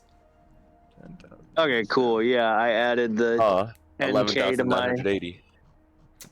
I added the 10K to my inventory, so So yeah, if that's the last thing that you guys have to do on board, Lana's good and thoroughly pickled at this point. Did you guys use up the rest of the 100 of our previous gold? Gold. Or Gold. whatever, credits. Sorry. Gold. no, I want to head back to the shipyard first and finish getting repairs paid for. How much were the drinks, Christian? I'll say that if you knock off like a good 60, you're probably fine. Yeah, we're at 10,040 gold. Or sorry, credits. Oh my gosh. Oh. Oh, is the ceiling spinning? Oh, is everything spinning? Don't worry, Lana. Once we get back on the ship, it'll slow down. Do you guys have anything else that you would like to do? Any other- Dragging Lana's drunken ass back to the ship so that making sure she gets back safe. Yeah, our brother's already paying seeing for through it. repairs. Cool. Yep. After you guys leave, you sort of get stopped on your way out by Commander Keeter again, and he sort of stops you, Franny, and says, "Hey, just in case, so we decided to go ahead and pass all your paperwork through. We'll give you access to Asmova. You should be able to land in Serenity. That's where you said you wanted to land in, correct?" Yep. Okay, we've got paperwork for you to get through. Shouldn't be any problem. Listen, this station sort of gets by. I'm not certain what you saw on the way in. Sort of like eyes you, sort of like locks eyes with you, and says we didn't really expect a craft from Mazaalain to be approaching, so we hadn't exactly been prepared for any newcomers. Anyway, I hope that it shouldn't get out that there need be any investigations around here. We sort of like the way that things move nice and smoothly without the Sanctus Columbus getting their paws all over our system we have. It's a nice system. So if you feel inclined to say anything about, I don't know, pirates, or anything else you might have seen, I would recommend that you don't. Is Mans inferring that he supports slavery? You can try to make a notice check to try to read behind. Notice wisdom? Yes. 9. He seems to like, he caught something of like the certain air that you had, just being nervous around this whole place. And he seemed to want to address, he seemed to want to nip it in the bud. If you feel the need to say anything to any inspectors or Sanctus Columba humanitarian representatives, I suggest you don't do that. Brandon will look him dead in the eyes and say, "Oh, don't worry about that." Good. Excellent. You know, just because, with a word, I could probably get you all deported back to your country, and I don't think that they would treat you very kindly. But just so long as we're both in understanding and agreement on which side of the law we stand on. I completely understand. Okay. Well, enjoy your trip to Serenity then. I hope Enjoy your day. I hope those doves don't bore you to death. Is Franny being openly passive aggressive? Mm-hmm. Jot that down. She will briskly walk away. You guys, after being fueled up and having your ship all the way fixed up, you can spend the 10,000 credits however you'd like to. Hookers and cocaine. Are they giving us the continued 600 discount, or are we paying full price? No, they'll give you the continued 600 discount. So you can get the whole thing patched up for, let's see, Crazy. 12 points off. 4,000. The total that you should have spent on repairs is 7,200. We will go ahead and end there for tonight. I know it's getting pretty late. Yeah, thank you so much. Is there any last things that you guys would like to do before we end the episode? Hey, Space Nerds, and thank you for listening to the end of our first podcast. We will continue to upload podcasts at the rate of about an episode a month. I have a lot of things in the works right now, including the launch of a new Patreon channel where supporters will be able to get an exclusive peek into the world of Beyond the Lightless Shores. Stay tuned for more announcements wherever you get your podcasts, and we'll see you out there. Beyond the Lightless Shores has the rights to all of the music that it uses, but some composers request attribution. The following songs by Kevin MacLeod were used in the production of this episode: As I Figure, Covert Affair, Just As Soon, Laid Back Guitars, Night on the Docks Saxophone, On the Cool Side. These songs are licensed under Creative Commons by Attribution 3.0. Thank you, Mr. MacLeod, for making music available to creators like me. For more on Kevin MacLeod's music, visit incompetech.com. That's INCOMPETECH.com. Thank you.